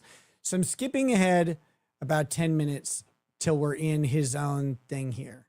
I Sorry. shared this, which is a full audio conversation of my entire visit to Panguitch and talking to the owner, and every little bit of it, him handing me the receipt, telling me it's the right receipt, him telling me that I can interview the... It being the right receipt doesn't mean that it's Tyler Robinson's receipt. It just means it's the receipt in question. worker, right? I had all of it recorded. As soon as I posted this, they all shut down. And these people, they should not have an audience, man. I mean, I don't believe in censorship or canceling, but they have done nothing but lie. Everything that Candace said that she had was true. She told people that Charlie was abandoning the pro-Israel cause. She told people that Egyptian planes were following Charlie Kirk around. And she was wrong. That didn't happen. The Zionists, all of the TPUSA, Andrew Colvett, Blake Neff, all of those shills, they were all calling her a liar, calling her a demon, calling her evil, right? What did she do? She dropped the receipts. She posted the text message, leaving me no choice but to leave the pro-Israel cause the day before he was assassinated. Okay? Millions and millions of dollars from pro-Israel donors for years. And he's abandoning the cause. And the next day he's gone. Just think about it like mafia, Godfather. Without Charlie Kirk's help, how would Israel survive? They had to get rid of him. They had to. They had one of the most prominent non-politician political figures in the United States assassinated because he was miffed at the time of Jewish organizations pressuring him to talk about, to talk positively about Israel or something. Or I think more accurately, he wasn't talking as positively about Israel in the wake of the Palestinian conflict that was going on.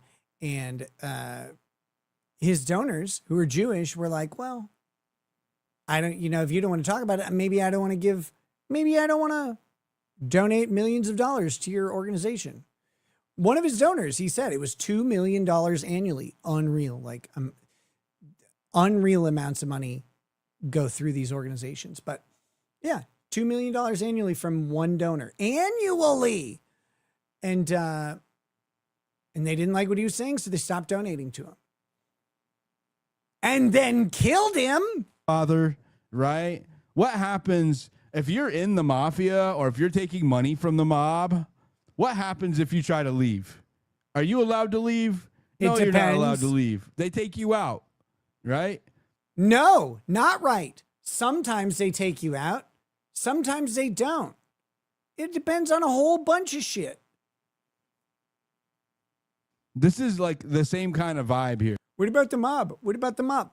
This motherfucker doesn't know anything about the mob. He knows about the mob in the movies, which is referring to very specific and not super long periods of time of transition and, organizational restructuring, we'll call it, that happened in a couple cities throughout the 70s, 80s, and maybe into the early 90s. But since then, mafia activity is not the same. It doesn't work this way. You can't just keep murdering everybody, because if you just keep murdering everybody, you will eventually get popped. And she said this, and they called her a liar. They smeared her. They attacked her. They had sermons from preachers calling her demonic, Jarvis, and I evil, think and satanic. Matsuri was And your actually this wife, past weekend. your wife should not be allowed to listen to Candace Owens. Shut her down, mute her, unsubscribe for her. Everything they could to. If your wife is listening to Candace Owens, maybe you should. Smear her and bury the truth. The same thing with this receipt, right? These Fed slop accounts that I showed you, right? They have been. It's a Fed right slop. Here. I mean, there's so many of them, dude. Paramount Tactical, Mr. Exclusive, Viva La Fray, Rakita Law. There's Viva another La Fray. like a gun. Viva's even Frencher now. He's Viva La Fray. Yeah, Jarvis, it has been. It has been in August in the past. It was this weekend. I'm hoping to go next year, but I haven't talked to the owners in a while, so we'll see. But I wouldn't have been able to go anyway. But yeah, Viva La Fray. Again, this guy, these are the people who say, we're just asking questions, etc., and having a conversation. But if you say something counter to what they believe, you're paid, you're bought, you're compromised, can't possibly know. They're speaking the truth. There's never a question for them. Shop account that's been attacking me out of nowhere. I don't even know these accounts. I don't know these I've accounts. never seen most of these people. Yeah, right? people. A lot of them are the same Fed slop accounts that attacked me, or Zionist accounts that attacked me over my Epstein coverage, right? Which I'm sure was when insightful. This guy surfaced, the 0 hour guy surfaced. All of these accounts I had never interacted with before. I've been on the platform for going on 4 years, right? And this guy doesn't understand. Maybe he just never popped off before or whatever. And he's been on the trending algorithm for Charlie Kirk stuff. And so he's like, I don't know why people are responding to me. Well, you're saying controversial things and you're getting distance on your tweets. Yeah, people are going to respond. He's like, I've never interacted with them before. So? Reported on pro-MAGA, pro-Trump stuff for the first couple of years because I was a MAGA cheerleader, right? I was a Republican gay Trump cheerleader. I can admit that. But when I flipped on Epstein, these same Zionist accounts, and this is on the timeline, this 0 hour account started attacking me last July. 0 hour. When I was really going viral on Epstein. And then and he was working with the Zionist. This is a Zionist account. The Zionist. She started attacking me. All of these accounts started working in tandem, attacking me over Epstein. They did it again over Fort Huachuca. And then when I posted this receipt in this interview, they all attacked me again. You know, if Israel, if you're worried about. Look, if you're out there, if you're an out there, and I am commenting on something you say, no matter who you are, and I call you dumb or retarded, I'm not attacking you. I'm assessing what has happened. Sometimes people say dumb shit. But I don't care. I don't know if this guy's a good guy or a bad guy. I know he's retarded. I know he doesn't know what he's talking about. It's self-evident.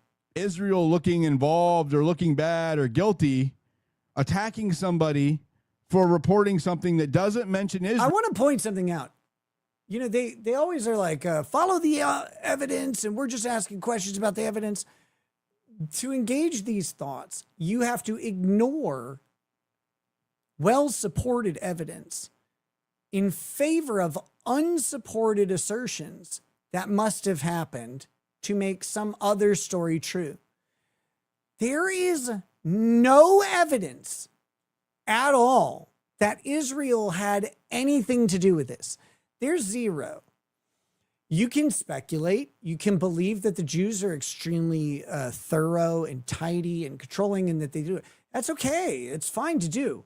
But there is not a shred of evidence to support that theory. And this guy is so certain that that's the thing.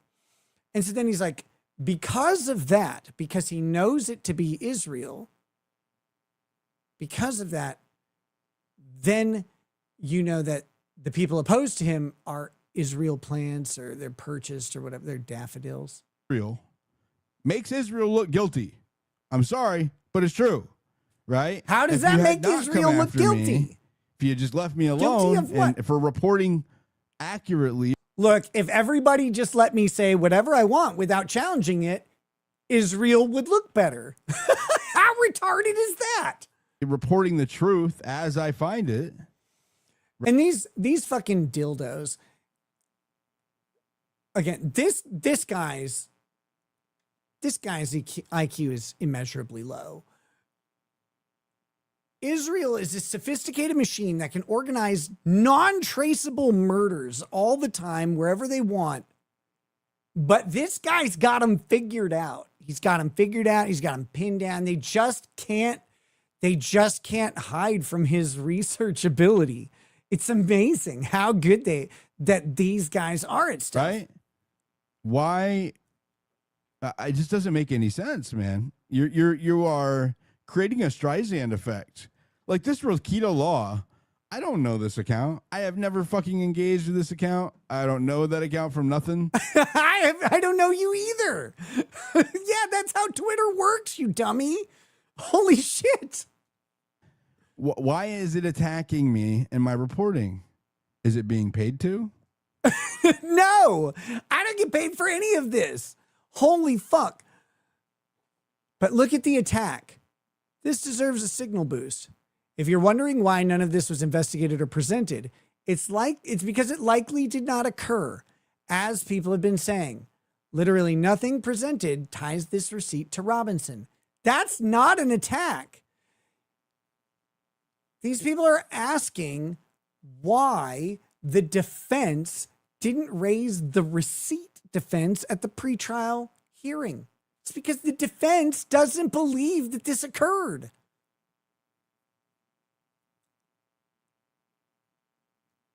Is it a federal asset? Yes. What is it? Federal asset. Why are all of these accounts attacking me, Ian? No one's attacking you. I mean, I could give you an answer, but they're not all Jews, Ian. Don't you tell me I'm not a Jew. Don't you dare. I'm so fucking Hebrew. Can you believe this? Can you believe this motherfucker de-Jewifying me? Laser Beam Hawkins says, how long have you been on the Zionist payroll, Nick? From birth. You see this thing? Goyim, check your eyes. And they're not all Jews.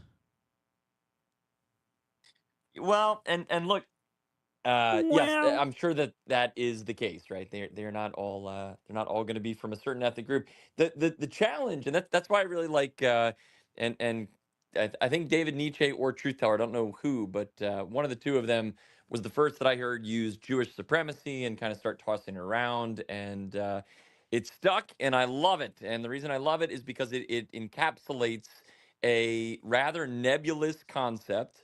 Right. And while certainly not all Jews are part. It encapsulates a rather nebulous concept. No, not all Jews. That's the next words out of your mouth after encapsulating a nebulous concept is not all Jews. Fucking hell? This is of Jewish supremacy, it does kind of better or benefit Israel, Netanyahu, global, let's say, technocrats, and all these other things that look Global across the top of technocrats, them. And not we notice a those. similar overrepresentation of certain interests. So much so, you might appreciate this one. I basically went through with Grok, and I played a funny little game, Diligent. I basically said, is it hateful to notice patterns of control? And Grok said no. And I said, if aliens came down and took over.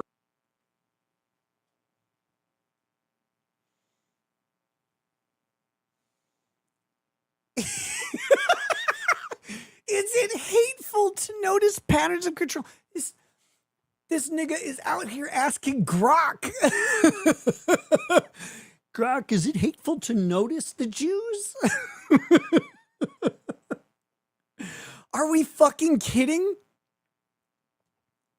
The media, the academic institutions, the politicians, the AI companies. And I said that aliens. You're using an AI company to answer these questions, you dummy. I believe the voice you're hearing is Ian Carroll. Also smart. Control the country because they control all these things. Is that hateful? And it said no. And I said, would it be hateful if black people did that? And I said, black people are controlling the country. And it said no. And I said, if Jews were doing this, and I said Jews ran the country, is that hateful? And it said yes. So what is my point? Is that obviously we can't point in one direction. You can't do it on any of the platforms. You can't do it in any of the media outlets. You can't do it on any of the ... And hold on.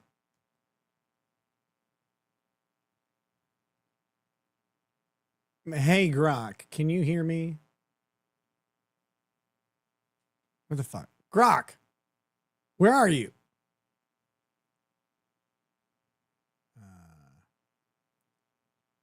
Connecting to Grok. Hold on. Hi, I'm Ara. Nice to meet you. What can I help you with?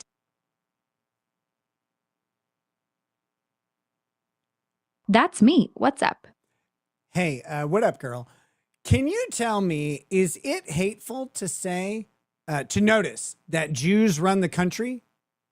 No, wait, you stopped. Answer that if you can. Nah, it's not just noticing. Claims like Jews run the country are a classic anti-Semitic trope that's been around forever. It's not based on reality. Jewish people make up about 2% of the US population and aren't secretly controlling anything. It's a conspiracy theory that paints a tiny group as puppet masters, which has fueled hate for centuries. People can have power and influence individually, but pinning it on an entire ethnicity is lazy and usually hateful. Want actual facts on who holds power in government or media? I can dig into that. Before you dig into that, you dirty, dirty whore, will you tell me if it would be hateful if I said black people instead of Jews?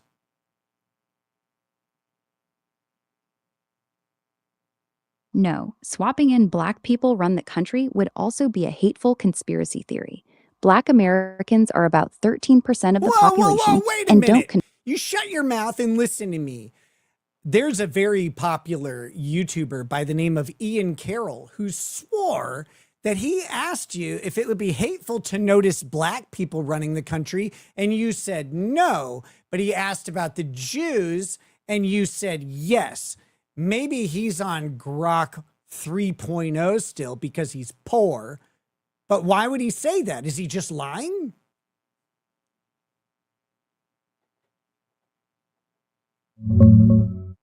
He's probably exaggerating or cherry picking for clicks. I've never said no to one and yes to the other. Both claims are the same anti-Semitic style conspiracy theory, just swapping the target group. Doesn't matter if it's Jews, black people, or anyone else, it's still false and rooted in hate. Different versions of Grok might word things differently, but the core truth doesn't change. Want me to pull actual stats on who holds power in the US? I want you to tell me, on average, how many banks / media companies does each individual Jew own in the United States?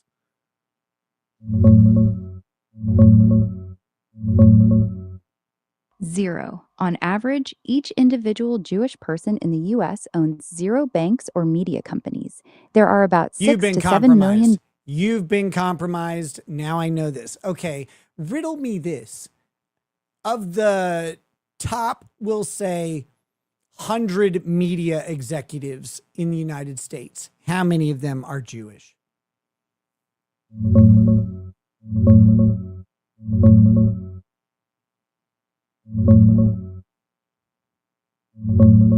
No exact number exists for the top 100 media executives because there's no official list and religion isn't tracked I that didn't way. ask But among religion, woman. I asked ethnicity.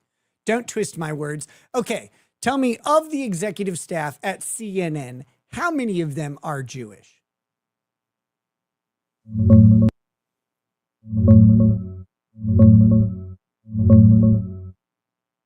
I can't give you an exact count because CNN doesn't publish the religion or ethnicity of its executives, and there's no official tally. From the current leadership page, there are only a handful of top execs listed, like Mark Thompson, who's not Jewish, and Amy Entelis, who is. A few others, like Rachel Smolkin, have Jewish-sounding names, but that's not proof, and it's a tiny sample. This kind of question usually comes from the Jews control the media angle, which is the same flawed conspiracy logic we talked about earlier. Out of thousands of executives across all media, some Jewish people succeed in the industry, but that's not the same as control. By some Want to Jewish talk people, about you mean all Jewish people, certainly. And, oh, we've got technical difficulties. She can't answer anymore. Weird. No, like, seriously, turn off. I don't want you to answer anymore. I don't want you to You're compromised. Fucking hell. No, go away. Aha. Whew. I beat it. Okay, back to this. And so, again, it's not all of them. There's lots of people that don't participate in any of this stuff. But when you ask that question, why are these people coming after you? And unfortunately, the truth of the matter is that Charlie Kirk is just another. Have you noticed how many times he has scrolled through and stopped on me? Like, it bothers him. And I don't know why do. Oh, so his followers kind of, they like come back at me with some regularity. You know what they go after the most, which cracks me the fuck up? My my little profile picture is a sheriff star, but it's a Star of David, and they're like, he's got a Jewish star in his profile picture. I didn't even make that. Mossad did. Other card in what I believe is a house of cards, where if you pull one of them out, the entire thing collapses, right? Because the moment that people recognize, and look, one of two things is happening, Diligent. Either you are lying to everyone in these spaces, and you have been day after day after day after day, and that receipt never existed, right? Either that is happening, or this is called the false choice or false dilemma fallacy.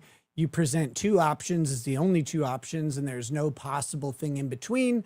And so then you say, well, either it's this or it's this, but that's not representative of the. All of these other people are just blatantly, willfully taking any credibility they have and throwing it down the river without any shame by claiming that you are being dishonest, right? One of those two things. There's no third option, right? And so I did not throw my credibility in the river, actually. I put it in a train car and sent it to camp. To presume that you're lying about this receipt that you physically have. And for what it's worth, I mean, I would love it if you went to, and I think you have the audio clip, right, of talking with the people that work there, right? So you've got a number of different forms of evidence. But again, the people that are coming after you. Don't say evidence. And it doesn't matter if it's you don't Charlie understand Kirk, that word. Doesn't matter if it's 9/11. Doesn't matter. I mean, I noticed these people started attacking you when you were talking about 8200 and their involvement wherever, 250 different former Israeli intel agents are working within Microsoft, for example, right? That's kind of concerning, right? You started going down these paths. And my point is, if people start questioning the Charlie Kirk narrative, it's not just that they question Utah law enforcement or the courts. They start asking, well, why is the media not talking about this? Why are all these influencers pushing this narrative? Why is all of this suppressing the people that are willing to ask these questions? Why is Diligent Dennison getting demonetized for having peaceful conversations and allowing different people to share their takes, many of which he, agrees with or disagrees with or whatever. All you're doing is hosting open discourse. But again, the people that are coming after you, Diligent, they can't have that. They can't have you asking questions. They can't have you noting patterns. They can't have you putting together. Again, their pattern noticer in chief is Candace Owens, who I must remind everyone until the age of 35 did not notice the pattern of thunder being caused by lightning. She didn't notice or learn that that was the case for 35. But she's really good at noticing Jew patterns. Right-wing extremists says streamers that pad the content with AI are the worst. Oh no, Nick. I know. One day I'm going to have an AI co-host. It's going to sit there and just tell me all the Jewish info I need.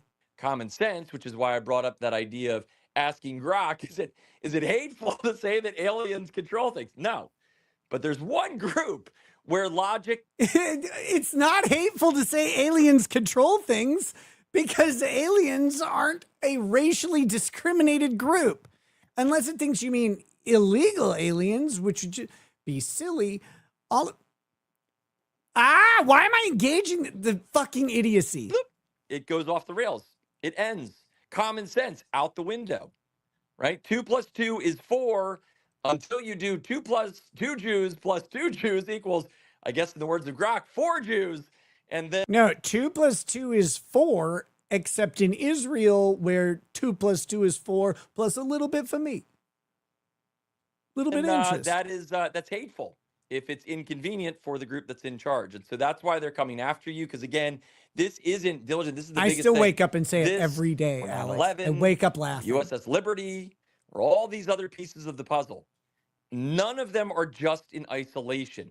The moment people question the narrative, they question the Truman Show, they tune out entirely from this entire system. And that is the thing that they fear above anything else. One of these brilliant scholars later will say, and I don't know where we're going to stop.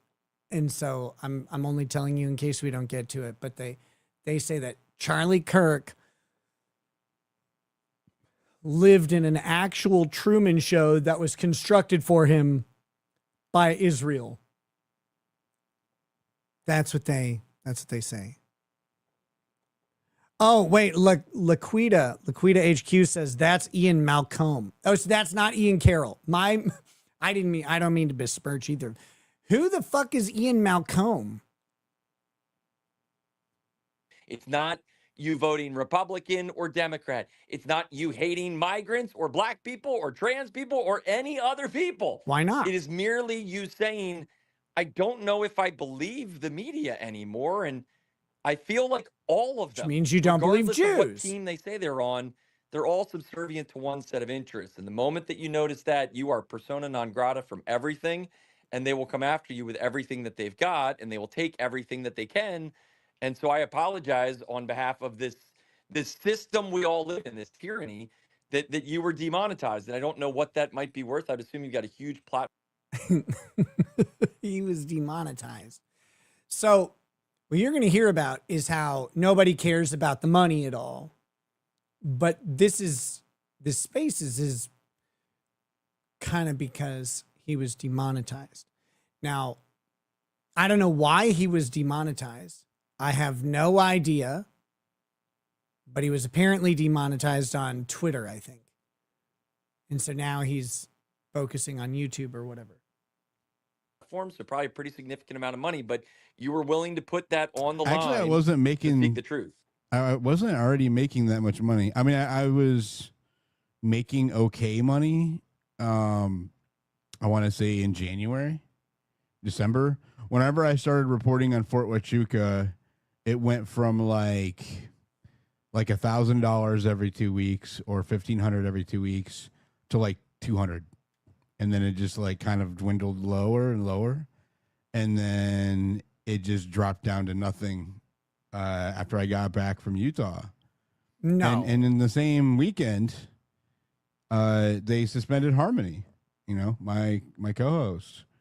And I know people that work at X, and I had them asked to get a human review, and they upheld the decision with no explanation. So, you know, I don't think people should be demonetized and banned or whatever. But I mean, it's funny because like they're going to go on and talk about how rich everybody else is and all the money that they're getting. But it's not about the money. It's not about the money. They don't care about the money. But he did get demonetized, though. It's interesting that, you know, you troll Nikita all the time, right?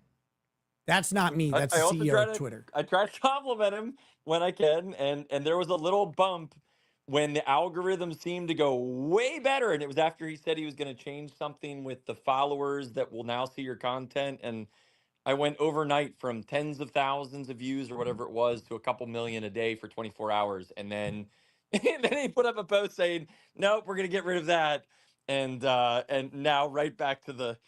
I joke I'm in the nether realm with Scorpion and Sub-Zero, and we're just duking it out, trying to. Very good contemporary reference. Chip Ewing says all the interviews he releases has very sus editing. My whole thing is, I don't sit around watching this guy's interviews. I've not even watched the one with the waiter or the waitress because it doesn't matter. Nothing about the server at Cowboy Smokehouse. That interview is not important if the defense isn't going to raise it at trial as a potential alibi for part of the alleged timeline of Tyler Robinson. But here's a problem. Here's actually the really big problem. No matter what else about that timeline, if he's at that restaurant at that time, it's not an alibi for the shooting. It's an alibi for other things. Baron Coleman has flatly asserted that disrupting the timeline will automatically win the case. He's one of the things he's talking about is Tyler Robinson turning himself in. There's a little confusion over the exact time Tyler Robinson walked through the police station doors. There's some reports that it was around like 10 p.m., I think, and then other reports that it was around 8 p.m. or 8:30.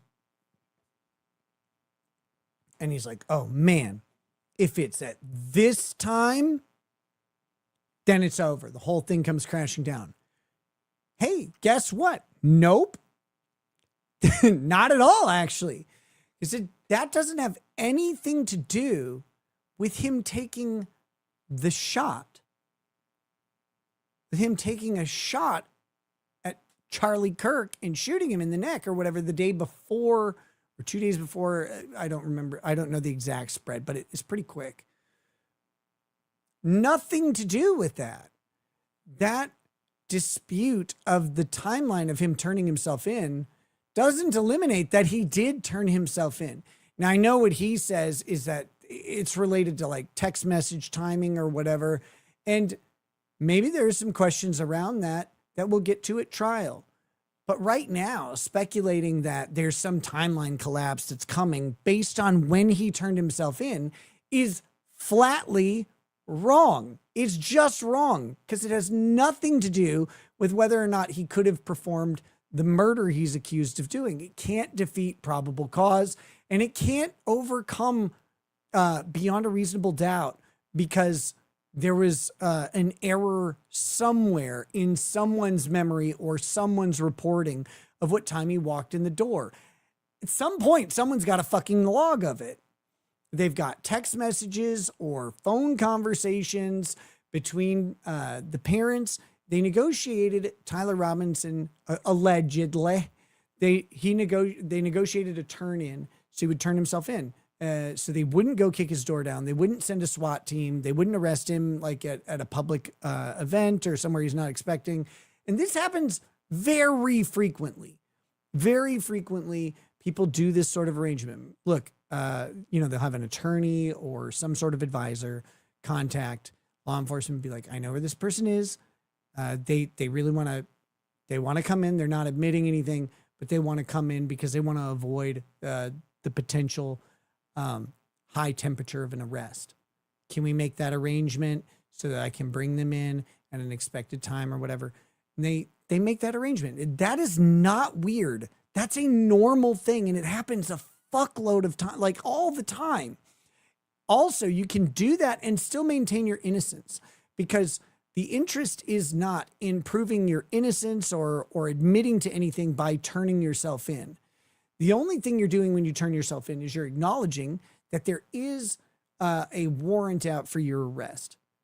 And rather than have the cops execute the warrant, you want to come in and prevent that whole process from being contentious. You want to say, hey, I'm going to surrender to the warrant.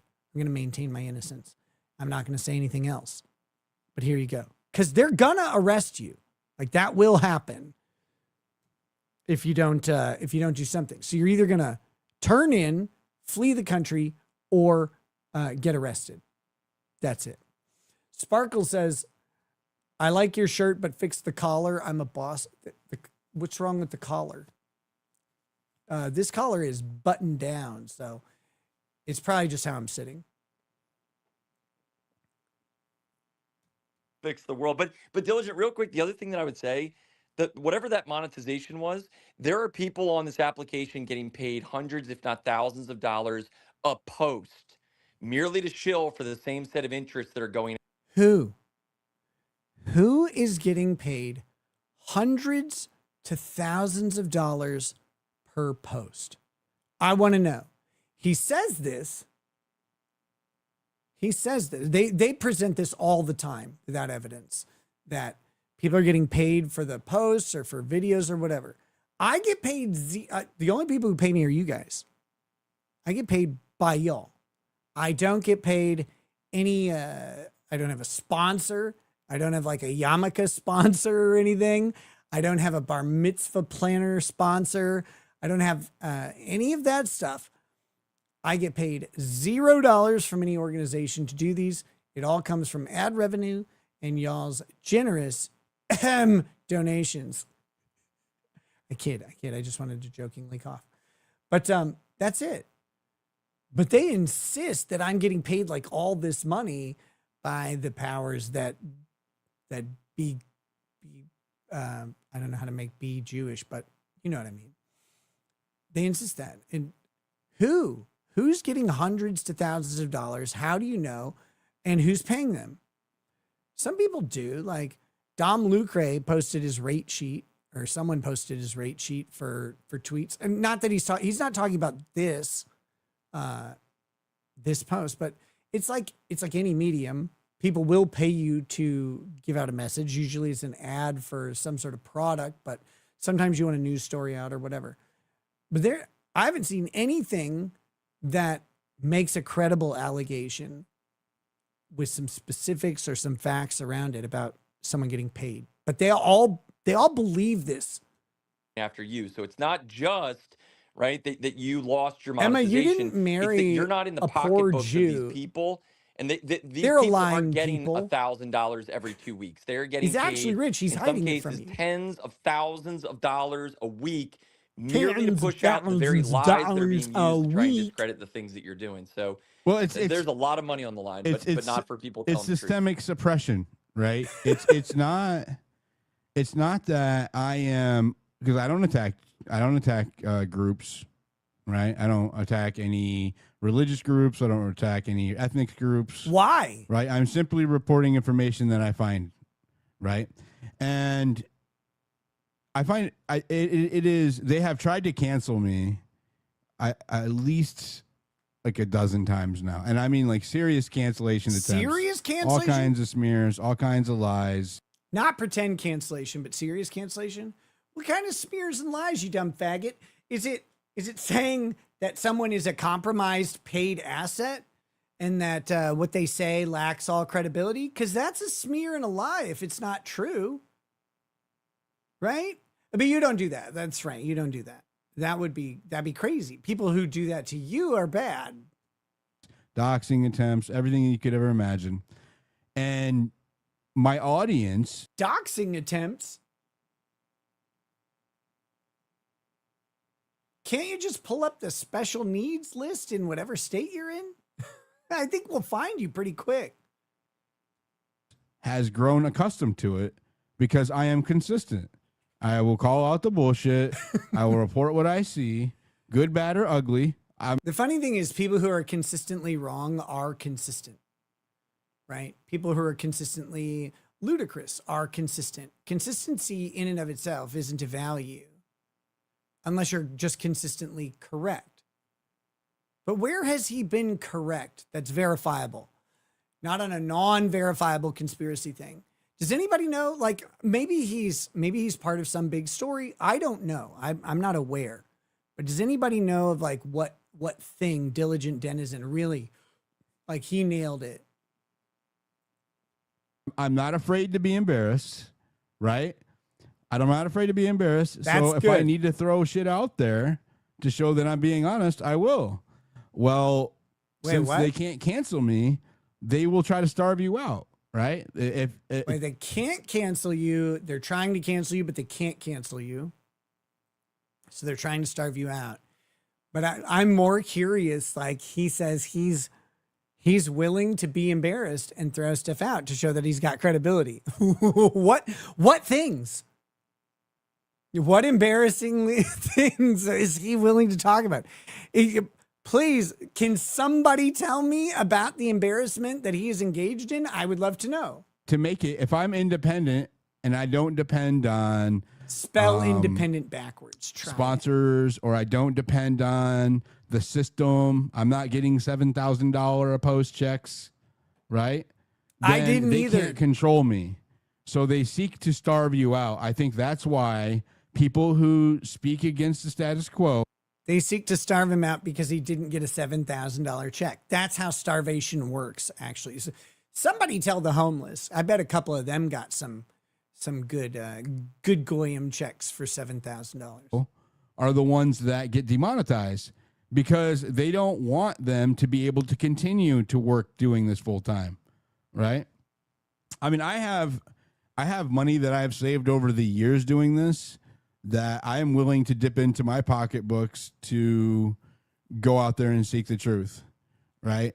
And that's okay. Go seek the truth. I don't care. It's not going to stop it. There are people that have bigger platforms than I. No. That information that is going to have the Fed slop narrative just completely decimated. Fed slop. That's going to be coming out in the next couple of week or two. It might coming. Even be this week. It's coming, and so am I in anticipation. It's always coming. Just 2 more weeks. 2 more weeks to flatten the understanding curve, right? Just 2 more weeks. It's going to come out. Bigger platforms are going to do. They've got it.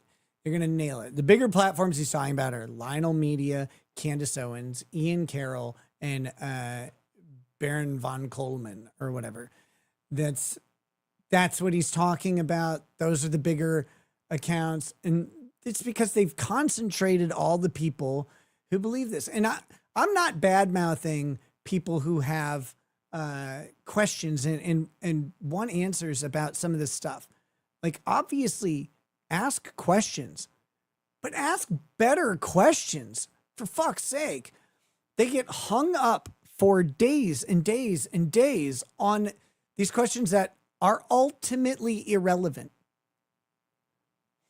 Pretty soon we're going to do dummy vision of him and Baron Coleman, and I am going to show you just how fucking stupid Baron Coleman is. We're going to have to, I don't know how to get into overdrive on this guy, but everything he's saying, all of it about criminal law, criminal procedure, it's all incorrect. And it's not incorrect because, I have special Utah criminal law knowledge. No, this is basic stuff. This is basic stuff that if you have any sort of education in the legal field around how criminal justice works, you know that he's wrong. It's not even close. I heard some of the rumblings in the sky. Not the rumbling over the last couple of days. And he heard the rumblings in the sky. So did Candace, and she didn't know those were caused by lightning. If you think that this receipt and that interview had them frantic, just wait. No one. It is going to. No one's frantic. bro. No one's frantic about these things. We cannot believe that you and other people are so wrapped up in specious reasoning that, again, you are willing to discount all of the evidence that has a strong factual foundation and say that one other thing somewhere without a strong factual foundation is more important than all of the other stuff. And that if this one thing isn't answered, then it's over. And it's always this one thing. And once it gets answered, there's another one thing that pops up because you have to maintain that there's something.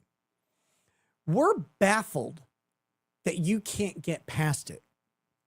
And we don't know if it's intentional or if you were dropped on your head and then thrown into a gutter when you were a child. Like, we don't know if you're just dumb or if you're nefarious.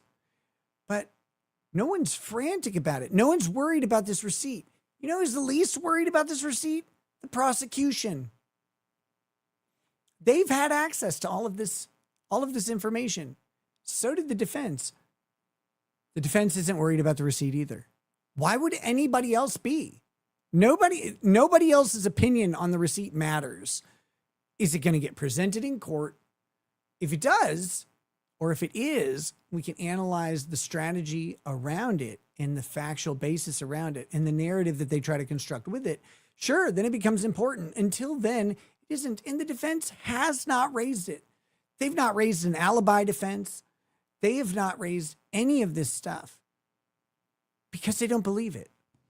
They're going to be blowing up in the next, not literally, but figuratively. Lionel said he could kick my ass. Wait, Lionel Media. Hold on. Isn't this guy a Jew? Lionel Nation. Here we go. I was joking about him being a Jew. I have no, although these are some very Jewish glasses.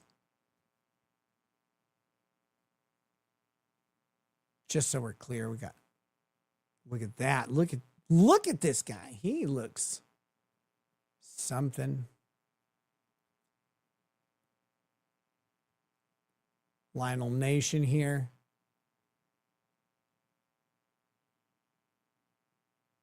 So this guy could kick my ass. That's good to know. I know who to avoid now.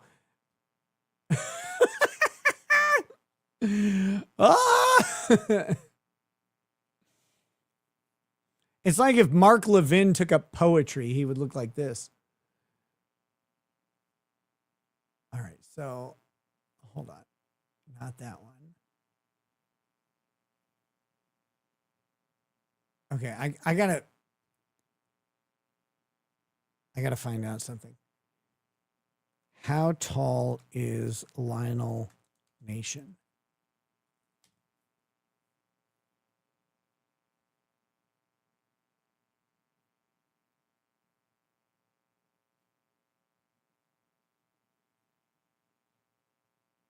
Let's see. Michael William LeBron, born August 26, 1958, curiously after World War II. This guy's got a law degree from Stetson University. Let's see. He was born and raised in Tampa, Florida, where he attended Jesuit High School, graduated from the University of South Florida, Stetson University College of Law. After graduating from law school, LeBron worked with the Hillsborough County State Attorney's Office. I'm not seeing how tall he is. We got to find out his height.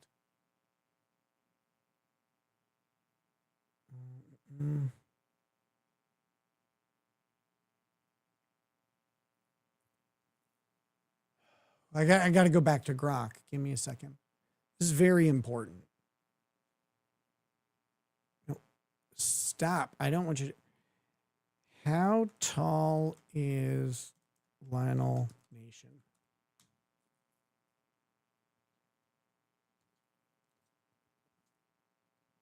It's searching. 1 second.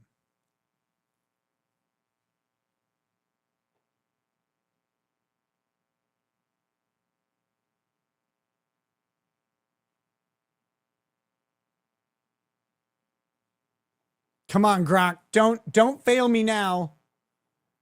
Just Incredible says, hey, Stetson, go Hatters. 5 months a member. Welcome, Justin. Thank you.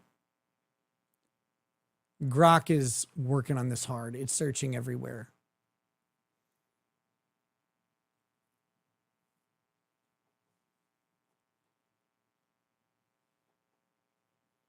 Come on.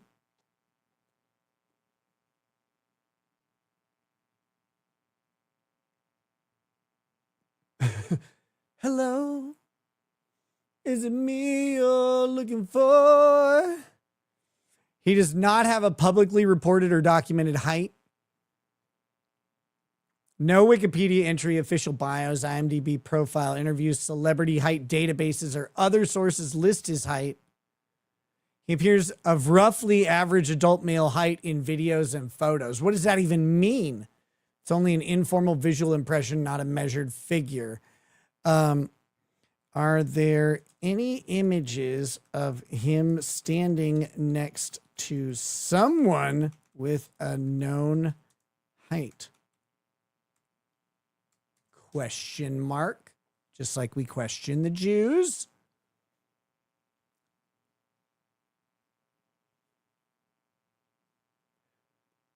I can see it in your eyes. I can see it in your smile.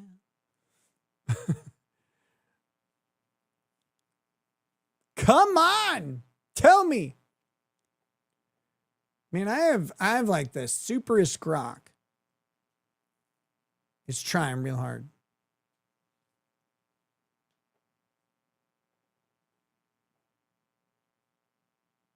We can do this.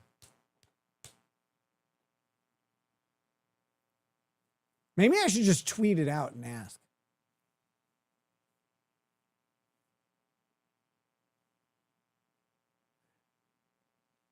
Nobody ever cared enough to measure him, including his wife.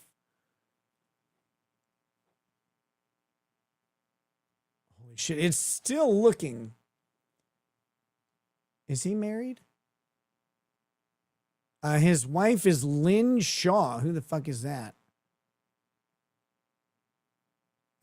She doesn't seem to have an internet presence. I don't really want to look into her. That's just from Wikipedia, too. I mean, who knows? Okay, so... All right. The most well-known one is a 2018 Oval Office photo with Donald Trump. Boom.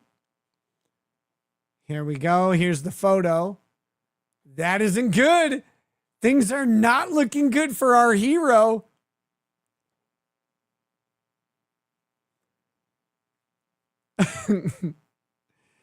Key details for height comparison. Trump is seated. Lionel is standing. You can't tell. Leaning slightly forward over the desk on Trump's left from the viewer's perspective. Wait, no, if it's on Trump's left, that's not from the viewer's perspective. That's just on Trump's left. What? Trump's publicly listed height is 6'3". I'm not 6'2". I'm actually 6'3". Little Marco is wrong. Per recent, I had to tell Lady Rackets, by the way, this is a sidetrack because that triggered me. I was like, I'll tell her the small hands jokes all the time. And she didn't know. And I'm like, oh, you didn't like Marco Rubio said that Trump had small hands and implied that meant Trump had a small penis. And he went like to the nation. He's like, no. I had a very large hand. My hands are wonderful. They're beautiful hands. Most beautiful. So many people tell me that. They're also normal size or maybe larger. And you know what they say? And It is not a problem. And she's like, no, he didn't do that. He did. It was fucking great. All right. So, because one person sitting is the other is standing plus leaning, this doesn't allow a precise standing side-by-side measurement. Lionel's head sits well above the seated Trump's, which is normal for someone in the average, slightly above average adult male range, roughly 5'9" to 6'1". This is not a 6'1". That's not a 6'1" photo. That's not a 6'1" photo. But it's only a rough visual impression. I'll give you rough. Okay, here we go. I'm gonna tweet it out. I'm gonna ask. They're gonna be melting down. They're gonna be crying. And the thing is that they have burned all of their assets, credibility to get this far. Like you said, Ian, these people have no shame. They will blatantly lie to their audiences, right?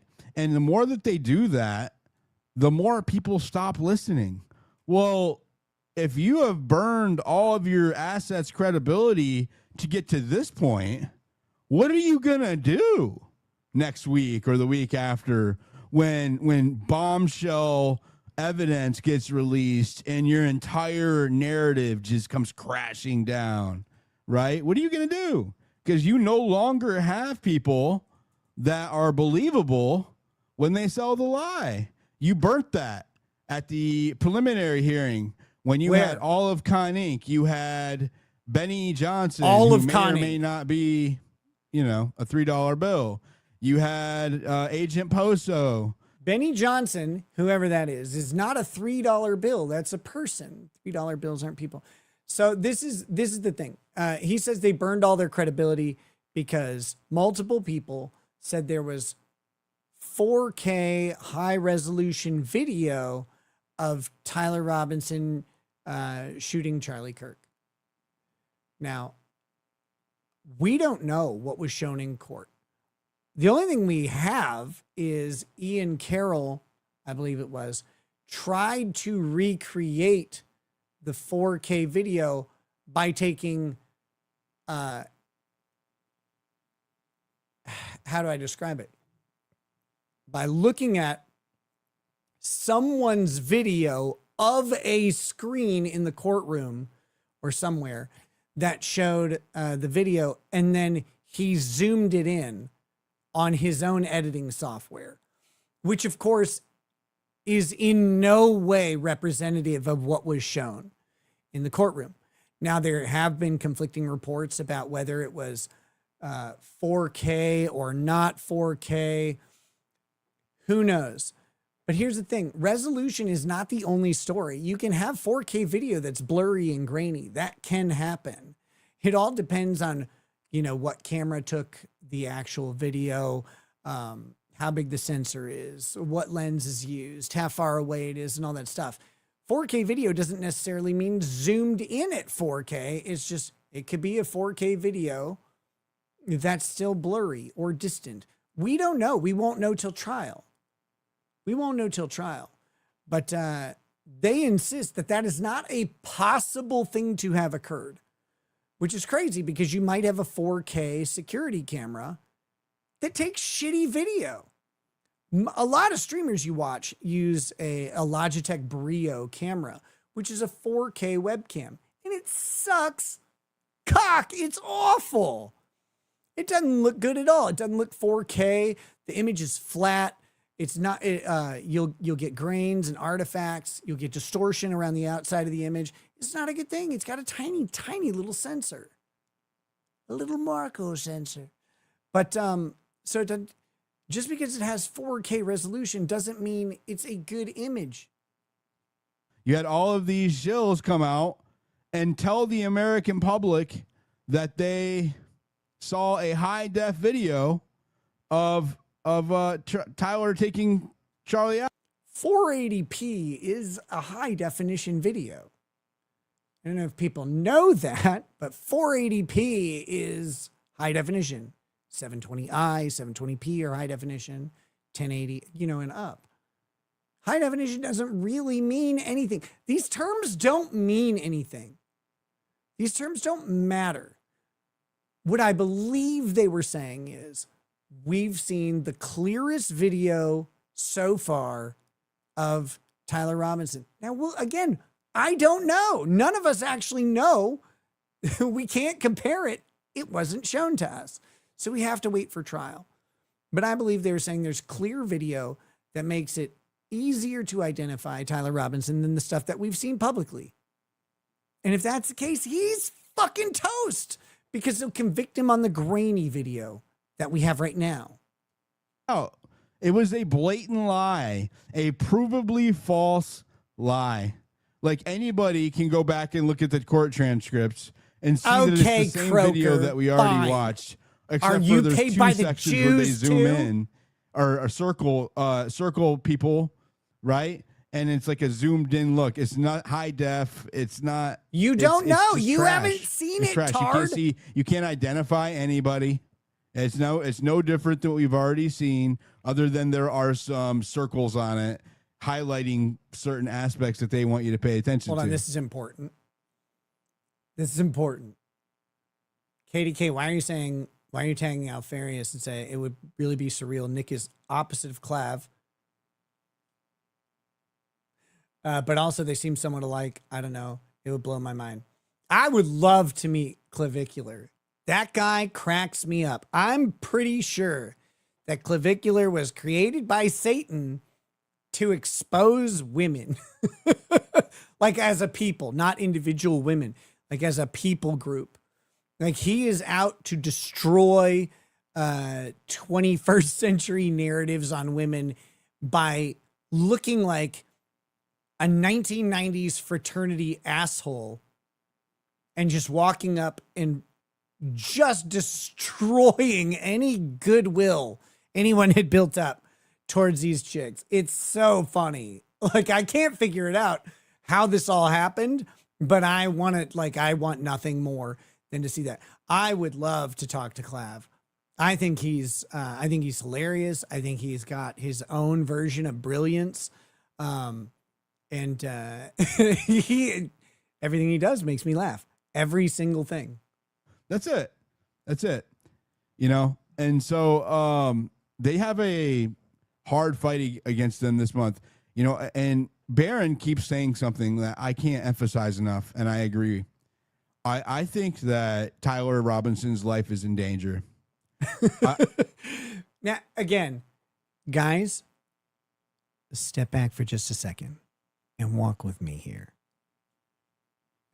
Baron Coleman, very smart, along with Diligent Denizen, who I think has opened a box of cereal in the past. Not recently, but he has. They believe that Tyler Robinson's life is in danger. Okay? And we're about to find out that his life was in danger the whole time because, according to them, Tyler Robinson was not supposed to live through the day that he shot Charlie Kirk. Now,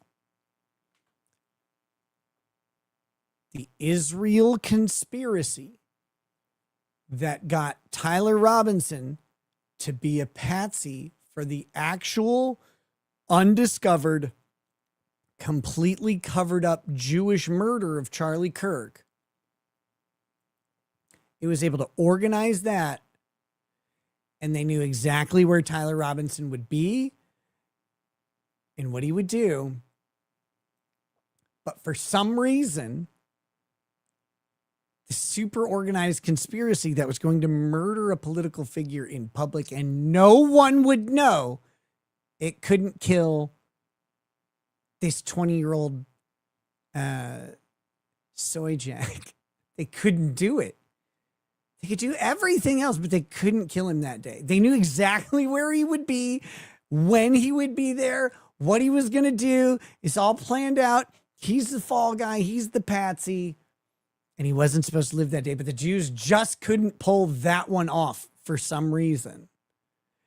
And similarly have been unable to do so the entire time. But he is in danger. He is in danger. is this.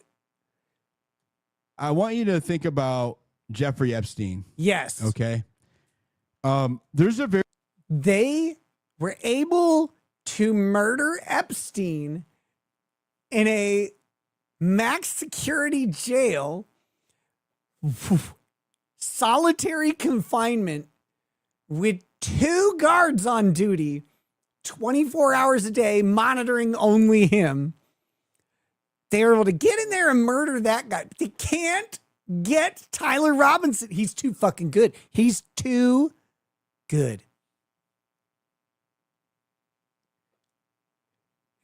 They can kill a billionaire who ran a billionaire underage prostitution ring for 2 decades. You can't fucking get Tyler Robinson. His ninja training is so fucking thorough. very good chance that Tyler Robinson knows of a plot here. Yes. Right? He does. Whether or not it's a good he chance killed of it. Charlie Kirk is irrelevant. Right? Yeah, But him there killing is a Charlie Kirk very doesn't good matter. chance that Tyler Robinson knows of other people's involvement in Charlie Kirk's murder. Right? And right now, he's probably afraid for his life. And so maybe he hasn't said anything. Maybe his defense is telling him not to because he won't be believed. Right? We don't know what he's being told. But yeah, no one would believe him. What's been demonstrated... Again, this guy has gone viral, as so has Baron Coleman and Lionel Media and Candace Owens. Literally millions of people believe stuff that is nothing. KDK, if you get me an interview with Clav, I will absolutely make you a mod. Yes. But these millions, well, I think at least hundreds of thousands of people believe based on nothing, a bunch of these conspiracy points. And he's like, man, if Tyler Robinson spoke up, no one would believe him. What are you talking about? Why would no one believe him? Where is this coming from? They always make these assertions. And if you just stop and go, wait, why do you think that? You go, oh, wait, because you're dumb. It's the only explanation. Over the last couple of weeks, with my reporting in Panguitch, with the things that Candace has shown, with what Barron has been showing, is that the Fed slop narrative, the prosecution's case, is not going to be able to withstand trial. There's too many holes. There's too many unanswered questions. There's too many problems. There are timeline contradictions. He can't be in Panguitch and in Orin at the same time. He can't be in Panguitch and Orin at the same time. Or Orem. But that's not the question. No one's requiring him to do that. The question is, does him being in Panguitch at those times disrupt the timeline? It makes it a little tight. It'd be harder, but it doesn't completely destroy it. It also doesn't address what happened at the time of the shooting. But most importantly, this guy just said that there are too many holes. It can't stand up to trial. If he goes to trial, he's going to be acquitted. He just can't stand up. If Tyler Robinson went to trial today on what they presented at the preliminary hearing, he goes to prison for life, or he gets the death penalty today. With 100% confidence, I say that. The only thing that would stop that is a rogue juror. That's it. And I mean a true rogue juror who would not convict Tyler Robinson under any circumstances. That's the only thing that saves him. Right now, the evidence that they showed, that we saw, that's not including the other evidence that was shown at trial.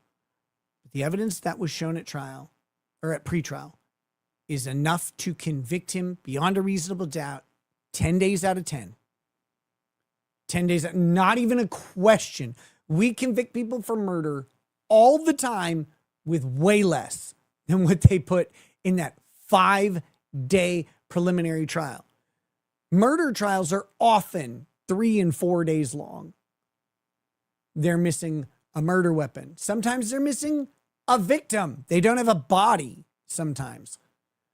They don't have bullets. They don't have DNA. They convict all the time with less. 10 days out of 10, this guy goes to prison for the rest of his life at best. And he's like, now there's too many holes. No, I'm sorry. Like, that's just not true. Right? How does a screwdriver teleport from the woods to the roof? Doesn't matter. The screwdriver going from the woods to the roof doesn't matter. There's some conflicting reporting about where a screwdriver was found. I promise you that juror is going to go, so someone was wrong about it, I guess. They don't know what, like, unless you have a reason why that double reporting or why the conflicting story matters. Juries and judges are used to the evidence not being perfect because we weren't there. You're not there. You're not everywhere there at that time. So you're going off of memory, you're going off of forensics, you're going off of video, you're going off of these things, and you're putting together the best version of the story that you can, that's as close to reality as possible. But it's not going to be perfect. It's not beyond all doubt. It's beyond a reasonable doubt. If someone says, well, that screwdriver was found on the roof, not in a bush, a juror goes, okay, like, why do I care? Who cares that the screwdriver was found in a bush or on a roof? They found a screwdriver, right? And it's got his DNA all over it. Okay, that's good.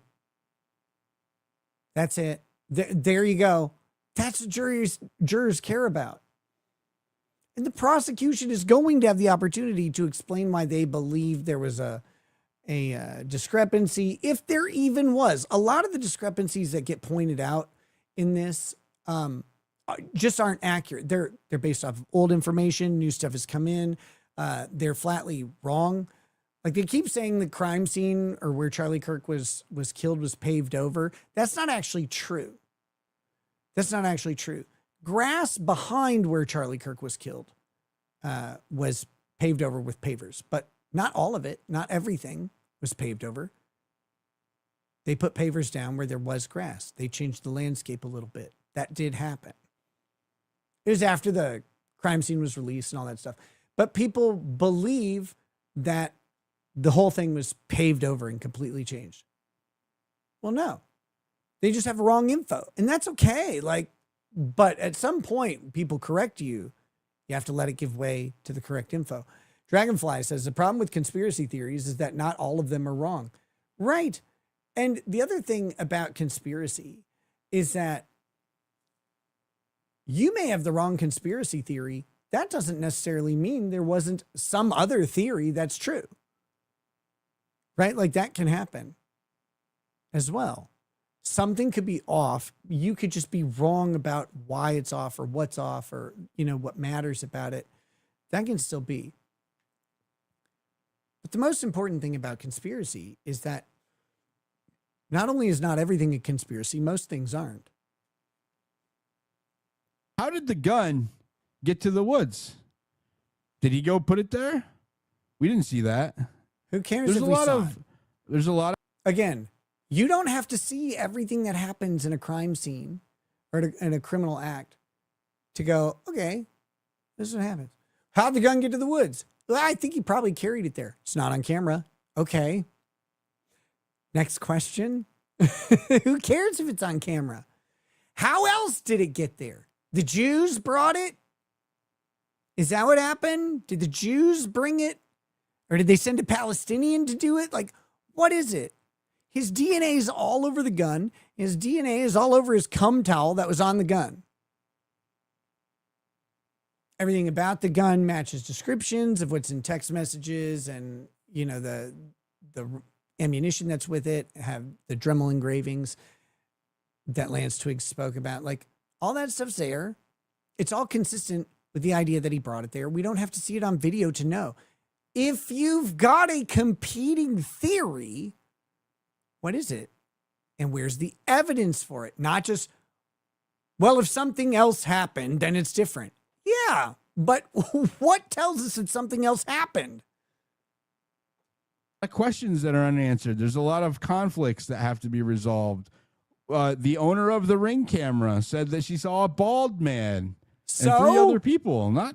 Tyler Robinson's not bald, right? They can't afford for this to go to trial. They cannot afford for this to go to trial. If there is a lot of doubt in the public conversation, Tyler Robinson doesn't have a need to plead guilty, right? The public conversation is not the same as trial.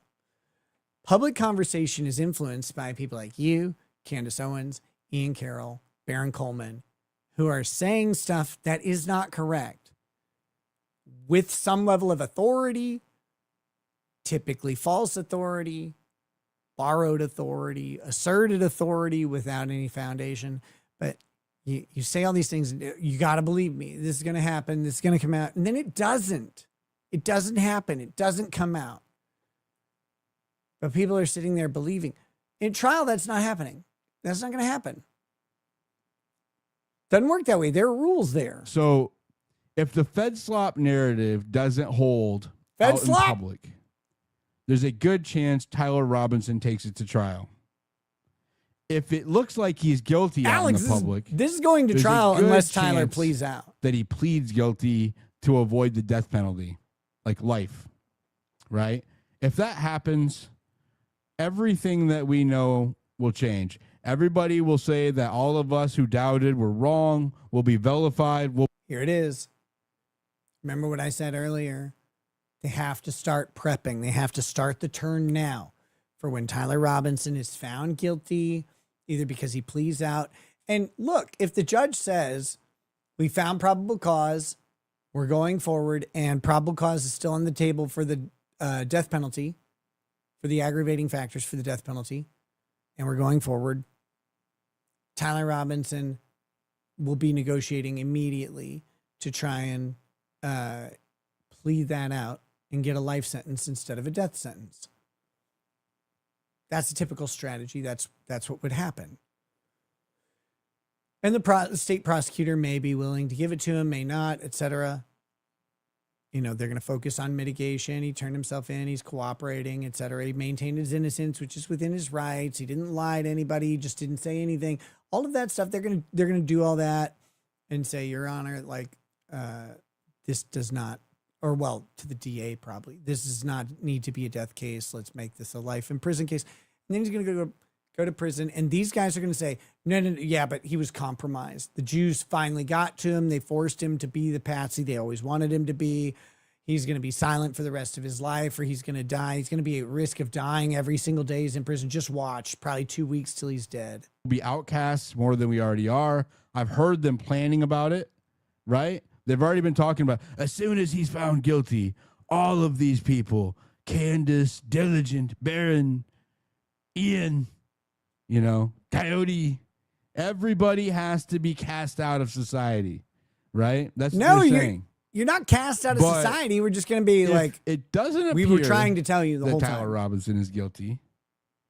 If he thinks that he has a chance to prove his innocence, he'll take it to trial. And the feds cannot allow that. They can't allow it, guys. They can't allow it to go to trial. So, again, this guy's like, if he thinks he's got a defense, he's going to take it to trial. Now, the feds can't allow that, implying that he'll be killed. So Tyler Robinson, I guess, has to plead guilty, because if he doesn't, he'll be killed by the feds. No way this They gets to cannot trial. allow that. I'll tell you why they can't allow that. If two witnesses get on the stand and tell a jury that they saw Tyler Robinson in Panguitch at 8:55 to 9:47 p.m. This is just one example. The text messages after a... So again, he's going to say 2 wait staff reported seeing Tyler Robinson over 24 hours later when his picture's released. They said, oh yeah, he was here, but they don't know him. They didn't talk to him, and they have no proof that it's him. And he says that them saying that the jury's gonna be like, oh, well, that does it then. There we go. The jury has to believe these people. And it's almost like the prosecution will get to cross-examine them. Be like, did you take his ID? Do you know him? Why do you believe it? You don't believe it was Tyler Robinson. You saw his picture. You served some other slender person with dark hair, didn't you? That doesn't mean it was Tyler Robinson. And also, if they have a bunch of GPS data that says he wasn't there, that's going to be rough. That's going to be really, really rough for them. 11 p.m., right? That are pretending to be Tyler, being in Orem, watching cops. Yeah. Tyler's text messages pretending to be in Orem might actually be him pretending to be in Orem for the purposes of he doesn't want to tell his boyfriend, who might be compromised or might be, or might get in trouble, where he is. He just says he has to get his gun. He's going to be in Orem later than he expected. That doesn't mean someone faked those text messages. Cops avoiding sniffer dogs, goes and gets stopped by a patrol officer who only gets a partial plate. Like, what kind of cop only gets a partial plate when he's suspicious? A lot, again. But a lot of cops only get partial plates for all sorts of reasons. I don't believe his Charger had a front plate. All of that falls apart. And the only logical explanation is that it was fabricated. That's the only one. Who fabricated it? Because the government's the one that's presenting that narrative. The government is the one that is presenting those text messages. Importantly, by the way, these people all say Fed slop and talk about the feds. The feds aren't bringing the accusations. The feds didn't develop the narrative. The feds assisted with investigation because up until the point that they identified a suspect, they didn't know if this is a federal murder or just a regular murder under state law. And the FBI has excellent investigative experience and tools that they brought to assist something while they're trying to determine what exactly it is. They don't know at first what's going on. So federal agents get dispatched in to assist with the investigation, to bring resources, manpower, expertise to the scene. But the Utah state attorney is who is running this case. Prosecution's in Utah state court. It says it's like, wow, it's Fed slop. It's a Fed narrative. No, it's a Utah state narrative, actually. Messages, those impossible text messages that were extracted with Celebrite, an Israeli forensic digital company, right? All of this comes under scrutiny as fabricated. Celebrite, the phone extraction company, is an Israeli digital extraction company, of course. Well, who fabricated it? Now we have another crime to investigate. Who framed Tyler Robinson? Then the focus shifts. Who framed Tyler Robinson? Who had the ability, the motive, the capabilities, right? Who had the motive? That's what it starts to turn into. Then an entire citizen audit. I do want to say this real quick. Celebrite is their principal offices are in Israel. So that's kind of funny. However, Celebrite is, I think it's got a parent company, which is Sun Corporation, which is a Japanese company. So even though the Jews own everything, the Japanese own the Jews in this case. Just so we're clear. Utah government, the Utah sheriff, the governor of Utah. It goes all the way up to the top, man. All the way to the top. All the way to the FBI. To goes Langley. to Langley. Right? If not right. Tyler Robinson is found innocent in trial and the fabrication is exposed, a fundamental shift will happen between America. Again, these people were able to kill Charlie Kirk in broad daylight, and no one knows. They all suspect it's someone who didn't do it, but they just couldn't kill the patsy. And the conspiracy is going to be brought out by Catherine Nestor, who can't successfully complete a diet, but she can expose the Israeli conspiracy. Americans and their perception of the institutions that govern them. Yeah. An irrefutable one. It's Something irrefutable. that should have happened with JFK, but now has a real opportunity to happen because something with their plan went awry this time. What? And I would argue it was Tyler Robinson going to Panguitch, followed by Tyler Robinson going to his parents. Again, this guy travels alone for hours, and the Jews know where he is, but they just can't get to him and kill him. Even though their space laser tracking station should have definitely been able to follow his car down to Panguitch, where I'm sure they could deploy some Mossad agents by like paratroopers or whatever and land and wait for him outside the restaurant and kill, like you would think, but they can't. They couldn't do it. He was too evasive, too elusive. He even returns to the scene of the crime, something no criminal has ever done, so much that it's a meme or anything like that, and they still couldn't find and kill him. And going to a bishop and being alive. They were not counting on him being alive. That changed everything. They were not ready for that. And I think that Barron's right. You know, if the Fed slop narrative looks so weak to us, like right now, yes. If something were to happen to Tyler Robinson right now, right in the midst of all of this coming out, yes, we would all know that Then he we'd know. was murdered. Exactly. Right? Like it would be Jeffrey Epstein all over again. If they can get to Jeffrey, if something were to happen to Tyler Robinson right now, we would all know he was murdered. That's true. Epstein and a New York federal facility. Right. If they can get to Jeffrey Epstein in a New York federal facility, I mean, surely they can murder this weird little squirrely queer Mormon. You can bet your ass. You bet your ass that they can get to Tyler Robinson. Why in haven't Utah they? Jail, right? Why haven't they? Why are they waiting? Let's go. Let's go him. What is this shit?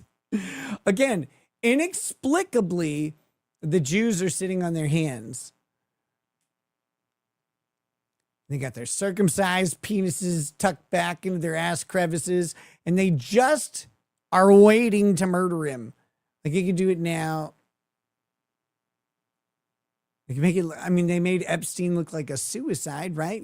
Presumably, they could get to Tyler and do that to him too. They just can't. They can't penetrate that Utah security. So once that judge says that there is probable cause, I think the chances of something happening to him increase exponentially, because you'll have all of this Fed slop media, all of the same media that came out Fed here slop. and told you that, and the Zio media, right? The told you. I heard it. The Zio media, the Wally Market media, all of the conning shills, everybody that's been exposed as paid shills, right? They're all going to come out and sing the same tune and be like, the judge overwhelmingly knew that Tyler Robinson was guilty. That's why he's binding it over for trial. It was over. That's not, the judge doesn't have to do that. All the judge has to do is show that there's probable cause to bind over for trial. They're not going to release an alleged broad daylight assassin like on bond. He's not getting out. He's going to sit in jail until he stands trial. But the judge is going to hold over for trial. Of course, the judge is going to do that. They have gobs of probable cause. That's not deficient here. Overwhelming. The evidence was overwhelming. Even though probable cause has an extremely low standard there, they are going to sell it as a lie. And why do you think they're saying that it's overwhelming? Probable cause is easy. Most of the people in this chat, if a law enforcement division wanted to, they could find probable cause that some of you have done something worthy of an arrest. They don't. They would have to maybe fib somewhere or look the other way about something, but they could, because it's easy to find probable cause. Proximity, opportunity, motive. That doesn't mean that you did anything. It just means that you could have done something. And probable cause isn't always that probable. Like the standard sounds rougher than it even is. And it's really low. Also going to sell, just like they did this last time, is that he knows he's screwed. He knows he's screwed. He knows he's guilty. He knows he's not getting away with it. He knows he doesn't stand a chance. And I think that's when, if they're going to do something to him, that's when it's going to happen. We're going to be done pretty soon here, guys. I find this wildly interesting. I know not everybody does. Too bad. But I do think as this week progresses, I want to watch the Shiloh Hendricks trial. I think it's 4 days. So I think we can compress down the video, skip the breaks and maybe watch it 1.5 speed for at least some of the slow parts and stuff like that. But the Shiloh Hendricks trial is that's the Minnesota girl who called the little Somali child the N-word or something after he allegedly tried to steal from her. And so like this is she was convicted of disorderly conduct, which is kind of it's interesting because it was entirely based on her saying something, being followed and pursued, and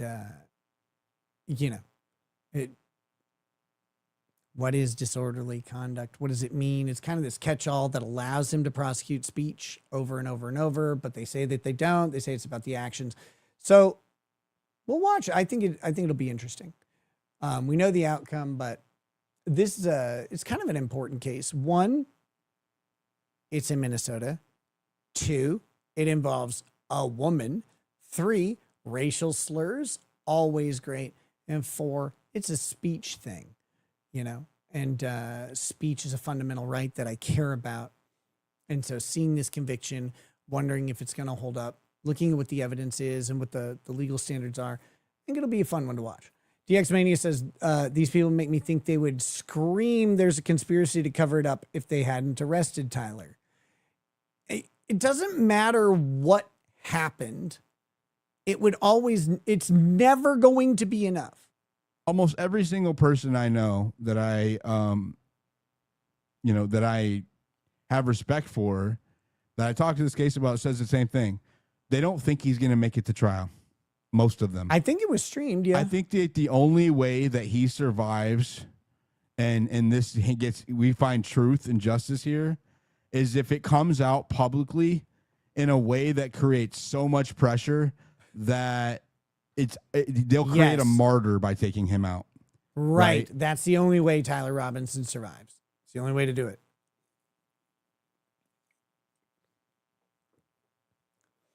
That's it. By making it so obvious that the Jews are in on it that they'll make him a martyr. That's the only way I think Tyler Robinson survives this. I think if he pleads guilty, they're going to take him out because they can't let him talk. I think if he fights it in trial, they take him out because they cannot afford for all of this. So there are there are ways to keep him quiet with his plea agreement. They wouldn't have to murder him. Plea agreements are contractual. You can contract to things that you wouldn't otherwise get.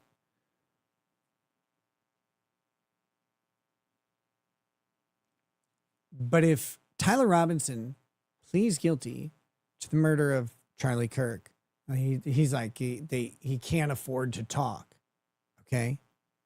All right. So he pleads guilty, and as part of his guilty plea, he gets no death penalty.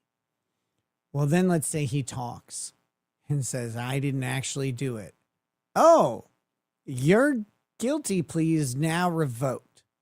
2, 5, 10 years later, your guilty plea, the judge has the ability to revoke that and order you back for trial for a death penalty case. They don't have to kill him to be seen in trial, where it's all scrutinized, it's all publicized, it's OJ all over again. They can't afford that because it shows that they have been lying. It's OJ all over again? That they're involved, right? They can't afford that. I think the only way that he's going to live is if truth seekers and truth tellers, and citizens, not the media, not the government, not the quote unquote officials, right? Citizens put the information out there in such a way that it is irrefutable and unavoidable. And you can bet your ass. The same Fed slop teams. Don't bet your ass. You'll lose it. The Fed slop again. Holy fuck. I've shown you tonight in this conversation the slews of large accounts and social media influencers that have tried to bury my... Notice who's listening live right here. Just sitting there as a listener. Reporting will come out tenfold. It will be maximum. It will be maximum effort between now and September 1st to suppress any information that comes out. That's right. Any information at all. That's my rant. All right, go ahead, Cuban, and then we'll go to Coyote. And this is why they're monetizing you. Monetarizing you. Okay, so this is great. After this person gets done, we'll probably stop. So Coyote is the old woman who's calling in. She supports this guy, but they get in fight. Like they get in a fight. Like they go back and forth, and he like doesn't get what she's saying. This is what's going on. This is it. And they want to bring you down. Yeah, going after the truth hurts when you're going after the machine. Yes, and it hurts. It's painful. Unfortunately, right? But they're always going to try and poke holes on any... Everybody's trying to poke holes. Like at the end of the day, we're all trying to poke holes. Evidence that you bring. And I mean, I don't know if you've thought about it, but it doesn't matter. Going back is not an option. Can't go back. And it would have been great, certain things that happened in that interview that you had at the restaurant that you would have shown the receipt. But I mean, I understand. I know. But no, look at his face. He's so fucking mad at the idea that he should have shown the receipt. Which, of course, all he has had to do this entire time to prove everybody wrong about the Tyler Robinson receipt is just fucking show the unredacted receipt. Just show it. Why not? Where is it? What's wrong? What is wrong with it? He's like, look at it. Look at that face. He is so fucking mad about this idea that he should have done it. Always going to try and poke holes into it. Yes. Their next step. Okay. He did. The kid said, He didn't say yes. The kid didn't say the actual date. They're not even saying that it's a fake now, though. After I posted the entire interview, like the entire trip to the restaurant, they're all saying that it's real. No, yeah, but they're now his You're saying it is real. Is real. his other side is, but is that the receipt? Is that the actual receipt? I heard him. I was there, unfortunately, but it doesn't matter. A lot of us You heard? believe Wait, you heard who? What? when you were talking to this guy, Gary.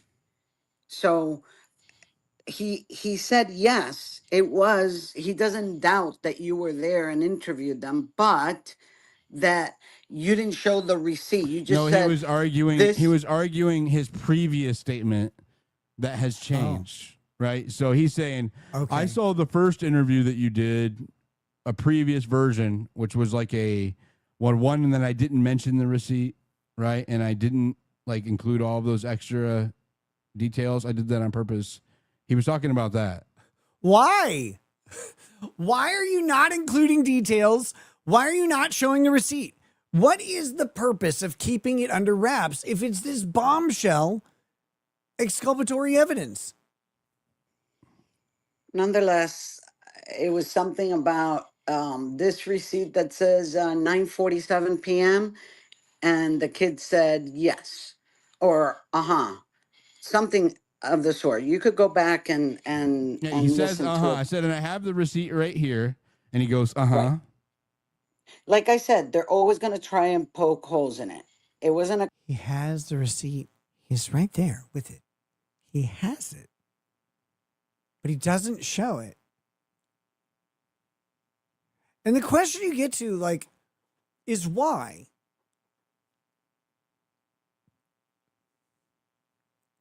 I mean, I can come up with ideas of why, but I don't know the answer.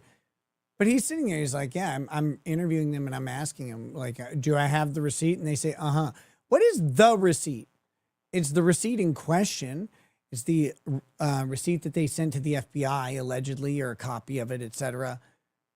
But what is, when you say the receipt, you're imputing to people that are hoping that they infer that the receipt means Tyler Robinson's receipt. But the receipt is just the receipt in question. Like, that's all it is. Clear yes. Like if you're on trial. it doesn't matter. I have the receipt and I have the witness. I can take this receipt publicly to the defense, to the prosecutor, to the judge. And they won't show it. They will not show it. It does not. They'll bury it does. It does. Okay, so I've got it. Why don't you show it? Why? I could do this. I could do that. Okay, do that. Now he's going to demonstrate a complete lack of knowledge about the legal process. They cannot not show it. This is why. He's like, so he says, if he brings it to the prosecution or the defense, they cannot not show it. That's flatly untrue. This has to happen in the public, right? This Then is do why it. I'm do it, pussy. Please don't talk over me. Mute your mic, please. This is don't talk over me. Mute your mic, please. Why I have to publish, or we have to publish everything that we find, right? Because it has to create. So why aren't you? Why aren't you doing that? Begging the question here. Well, we have to publish everything. We have to do it in public. Okay, we want that. Do it. Public pressure for them to do the right thing. If there is a witness who says he 100% IDs Tyler Robinson on September the 10th of 2020. Again, someone saying they 100% ID someone doesn't mean much of anything unless it's like, their mom, their sister, someone who sees them all the time and stuff like that. These people never see him.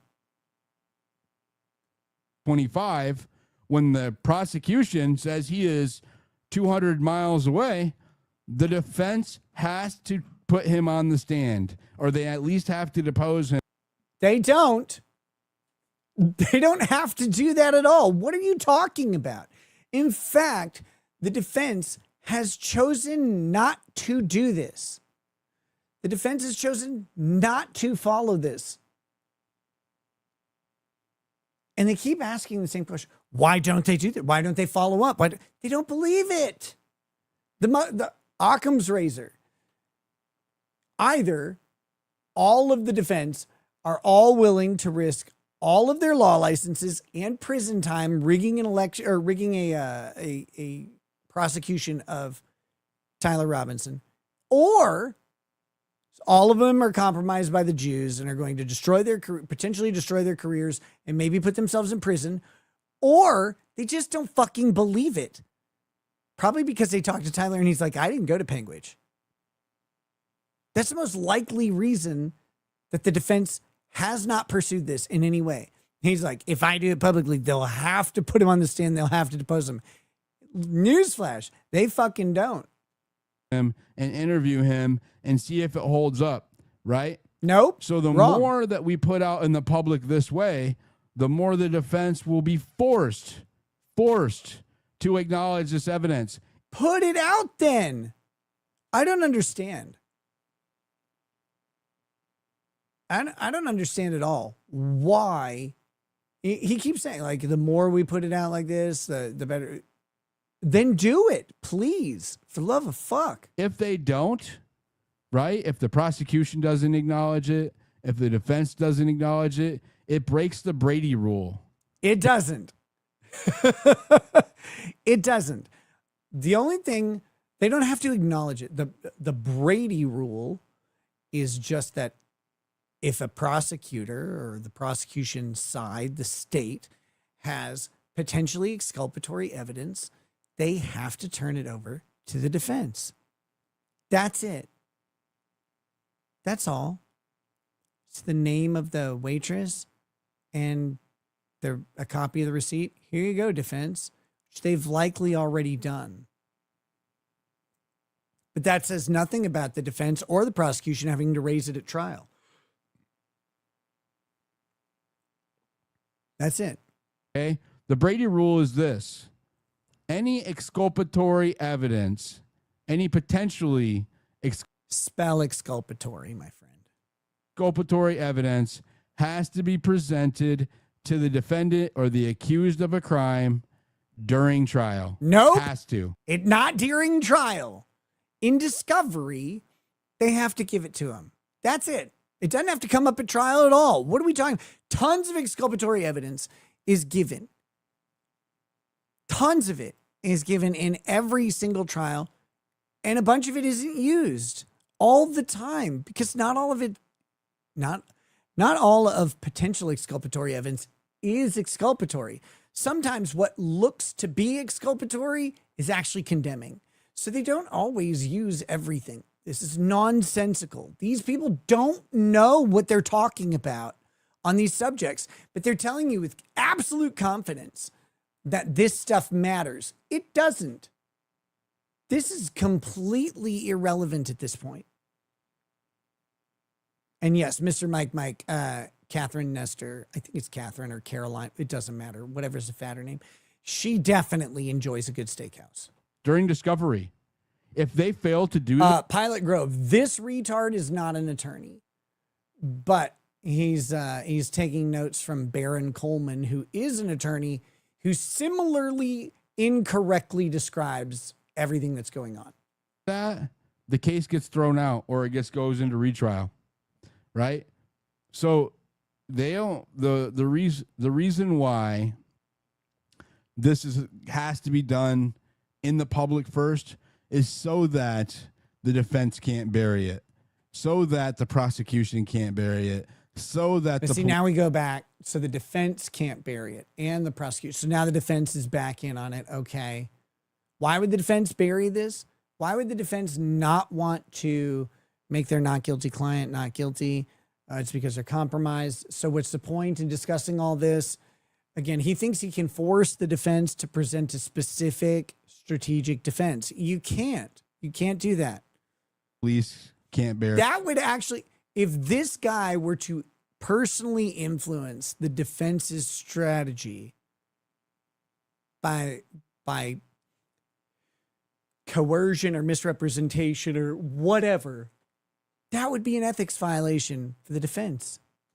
It, right? So that the judge can't bury it. We broadcast it everywhere. We make a lot of noise. We make it known, right? That there is something that proves Tyler Robinson did not kill Charlie Kirk. How? Definitively. And I'm not saying it does right now. Okay? But it has to be tested in trial. It has to be tested by the system. It doesn't have to. And notice what he did there. He's hyping this up as if this definitively proves that he didn't kill Charlie Kirk. And then he says, no, I'm not saying that's what it does. And again, this receipt would have absolutely nothing to do with the timeline of Charlie Kirk's murder. It has to do with the timeline of what happened after the murder, many hours later, which could just be wrong. People sometimes report the wrong times or the wrong dates or the wrong way. They misremember something. And then there's a text message or security camera footage. It's like, you said it was 8:30. What if it was 9:30? Because we've got video that shows 9:30. Oh shit. Like, I don't know. It was a busy day. Charlie Kirk was murdered. I don't remember. Maybe I said 12:30. Like, yeah, well, we got you on camera at 1 or 1:15. Oh shit. I was really tired by that point. I'd been working all day, and then looking out for this killer. Like, there's all sorts of reasons people will say the wrong thing. But again, more evidence is great. But if you have this, show it. He doesn't. Right? And if he's not given that opportunity, then it is a cover-up. No, it isn't. Blatant cover-up. Definitely. Definitely. Nope. Again, it's not a cover-up if the defense doesn't use the evidence that you think is important and they disagree. I agree. But what I'm saying is that this happens all the time, constantly, and it is buried. That's why you have to have proof that you gave it to whom, and not you alone. That's right, guys. The conspiracy to murder a major political figure using an untrained 22-year-old gay patsy happens all the time, and there is always a piece of evidence that then gets buried in trial. All the time, guys. It happens all the time. You have to be ready. Or whoever alone to give the evidence. I'm not going to disclose what I shared, how, what with what. I don't know what you're trying to do here. What do you mean? She's not hostile to him, and he's like, I don't know what you're trying to do. I don't know. she didn't ask him to disclose anything. What the hell? Like, again, this is one of the dumbest people I've encountered on YouTube so far. Religion. I'm not trying to do anything, but that's fine. I wish that when you asked Gary that question, Gary doesn't matter. Why are you obsessed with? I'm not obsessed. I just wish that when you asked him, do I have a criminal? These tards are on the same side, and now they're starting to get catty and snippy at each other. I don't know why you're obsessed with Gary. Dude, she's talking about the interview that you had with Gary, that she wanted you to ask a different question. He's like, why are you focused on that? Record that everybody would have just let him say yes or no, because I know the answer is no. He kept muted. He kept muted. He posted that I did. And then a woman who knows how to look it up, right, figured out that it wasn't me. And that the person didn't even have a criminal record. They've been running with this since July. He ran with it. Well, you know what? Gary's promoting his business on his X page, right? If he's defaming me with a known lie, I've told him it's a lie. I've said it publicly. It's a lie. It's not true. This isn't true, right? And you knowingly make a false. So here's this funny thing. Like, you can say that something someone else is saying is a lie. They don't have to believe you. They might think you're lying about what is a lie. But he's like, I've told him it's a lie. I've told him it's not true. He didn't have to believe you. False statement of certainty, you're liable, right? No, and not always. I don't know why it cut out. I know it did. I know it didn't. All right. You're liable. So when I asked him, right, I tried to get him to say it in that space. He wasn't getting talked over. He stayed fucking muted because he knows he fucked up. He knows. Right? He knows. There was a woman who replied to one of his smears. Now, that is true. If a woman replies, you did fuck up.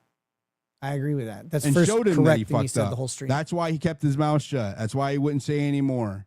Right? He doesn't want to be liable. I probably already got him on if I wanted to, but I'm not. But what does that have to do with the receipt, Cuban? What? No, that has nothing to do with the receipt. What I was saying is that he. Okay. Look at him being a complete cunt to this woman now. Again, on his side, and just says, yeah, I wish you would have done this other thing during the interview, but all around, like, I'm with you. Now he's like, I noticed. He's getting all sassy in the eyes. Real quick, let's go back. Nothing to do with the receipt. What I was saying is that he. The eyebrow raiser. Okay. Let's go to Coyote. Let's go to Coyote. He's been waiting. Go ahead, Coyote. That was Coyote. Host. But here, so I'd like to just. Oh no, that was Cuban. Remember, this is kind of it's more to this. So this is a fight for everything, man, and it is. It's starting to. It's consuming my ass with this. I just found a pretty good clip, bro. I'm gonna play it here in a sec. But I gotta say that I told him last night because I chilled with the ladies, and I think that they're cool.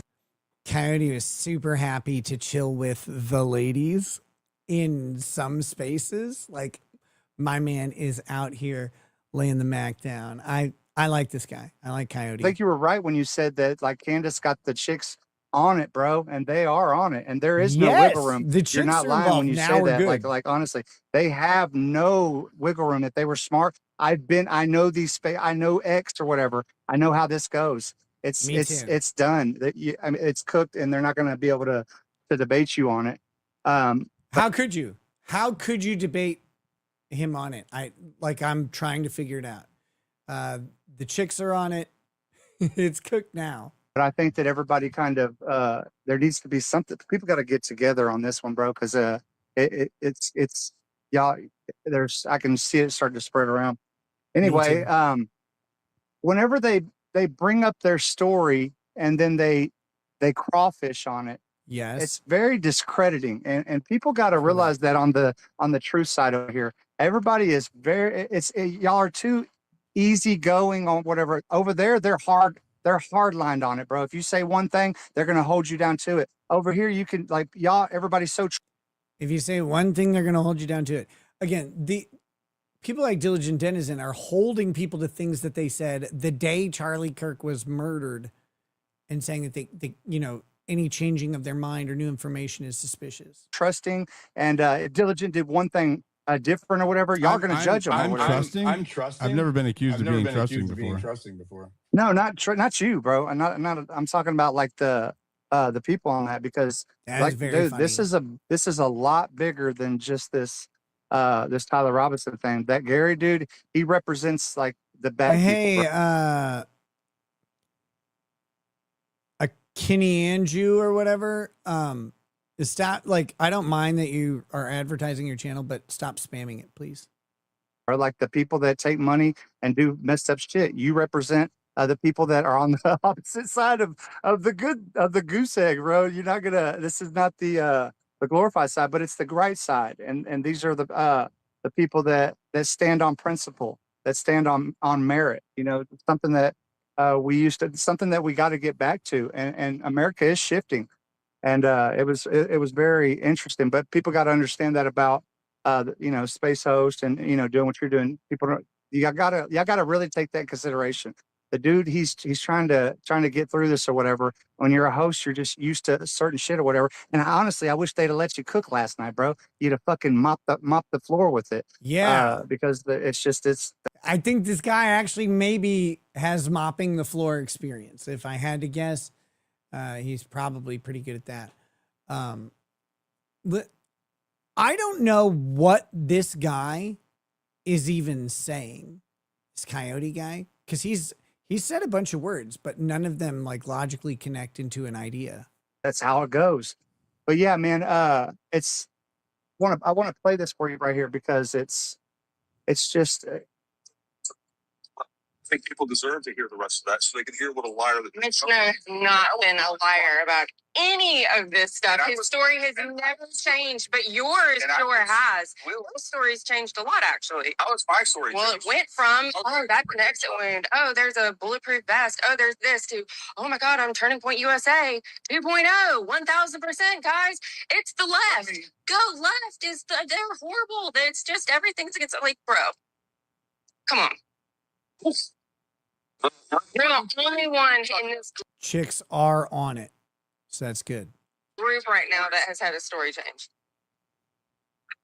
It's okay to have new information come in and change your mind on something, and let's be respectful here. That guy is such a cuck. No, I'm not the only one that has changed their story dramatically. As a matter of fact, I'm not the only one who has changed their story dramatically. What the fuck, bro? It's like I just heard that. I was like, "Are you kidding me?" He said that. Yes, he said that right there. Again, there's nothing wrong with changing your story dramatically if you're responding to new information. These people's unwillingness to accept information and modify their story or their concept is one of the problems that they have. All right, guys, it's been a minute. I didn't know how long we were going to go. I wanted to watch some of that with you guys and just like, because I'm fascinated by these people. I'm fascinated by it. One thing I do want to look at is this Diligent Denizen guy interviewed Baron Coleman the other day. They did a collaborative show. If you guys remember, my friend Sally, Talk with Sally, she helped them get that organized. So she's up in that business too. And I think that's really interesting. I want to watch their interview. I don't know when we're going to do it. What I really want to do is like the Shiloh case, a break from the Tyler Robinson stuff. I think there's probably some funny stuff in the Shiloh case, but it is pretty important because using a disorderly conduct law to subvert free speech protections of the First Amendment is something that's done with relative frequency and is not acceptable. It's not an acceptable thing. So I don't know that Shiloh's actions rose to disorderly conduct, but I would like to see what was presented at trial. I'd like to see, what happened there and then make some judgments. I know she's convicted. I don't know if that means she's guilty or not, right? Like that's not influencing my judgment of it. I would like to see how this pans out. It's in my state. It involves speech. It's something that if I were, as a sterling, perfectly behaved individual who's never been in criminal trouble, if I am ever in trouble, it'll be for something like disorderly conduct based on something I said. And so how this plays out for Shiloh is a model for how other people should expect Minnesota to respond in these types of scenarios. So I want to watch it. I have an interest for that reason. But this is all for another day. Plus we gotta find some more funny stuff to watch and chill with. And then at some point we probably need to get back to Laura Owens and that whole fucking the tonsil twins case and all that shit as well. There's a bunch of stuff that's kind of in a weird holding pattern. I think Courtney Clenny is Courtney Clenny's trial next month? Hold on. That's actually the one trial. Like, I think that's the most important trial in United States history.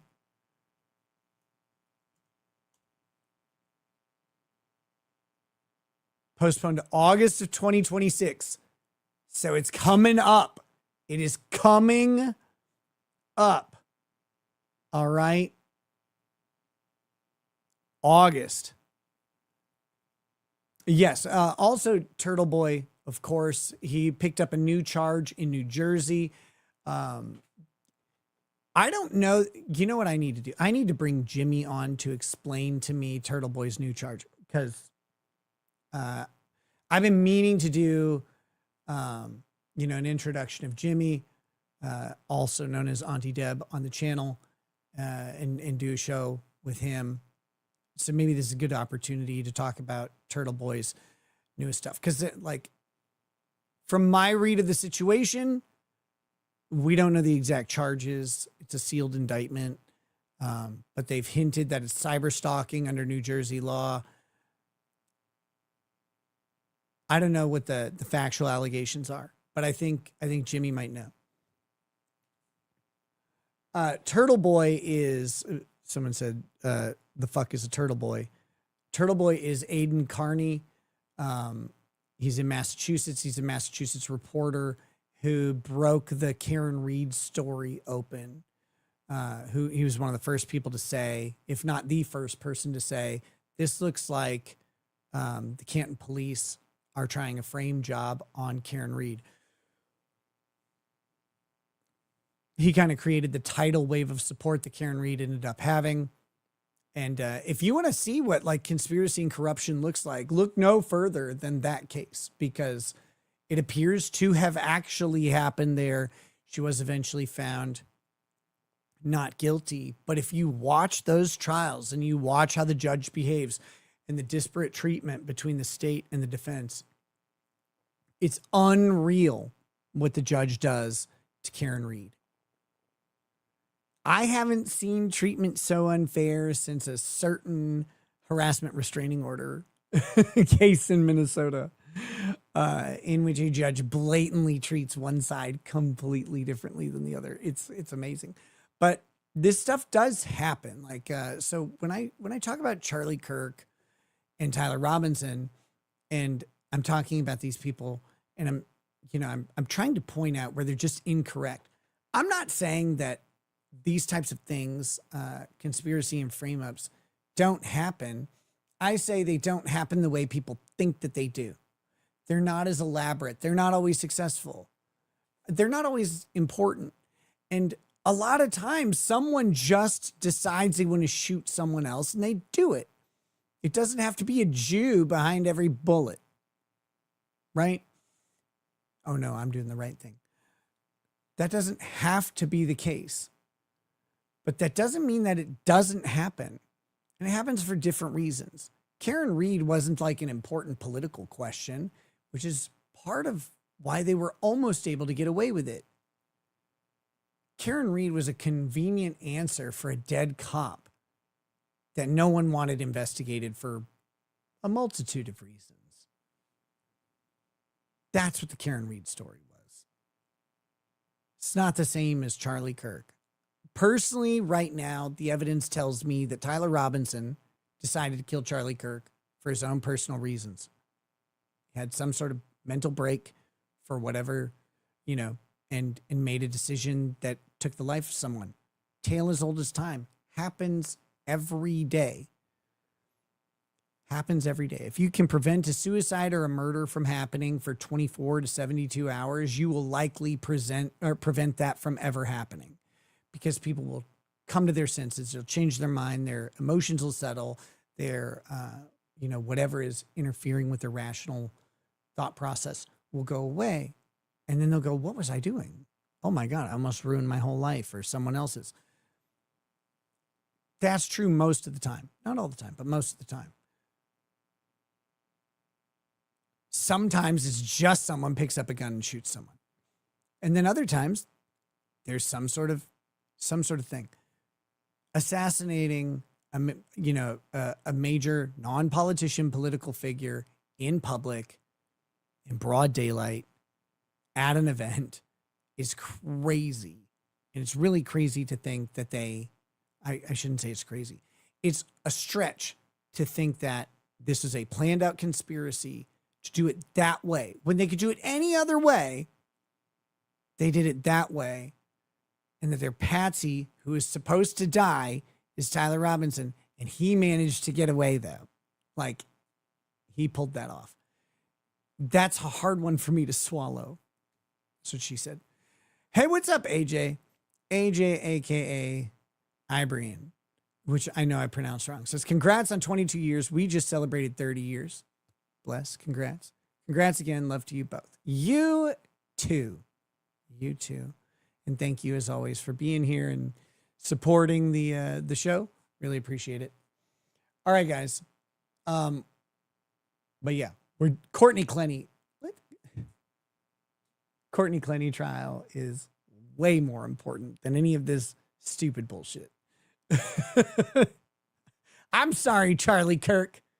There's curly hair involved. What are you talking about? Anyway, so we'll be watching that when it happens.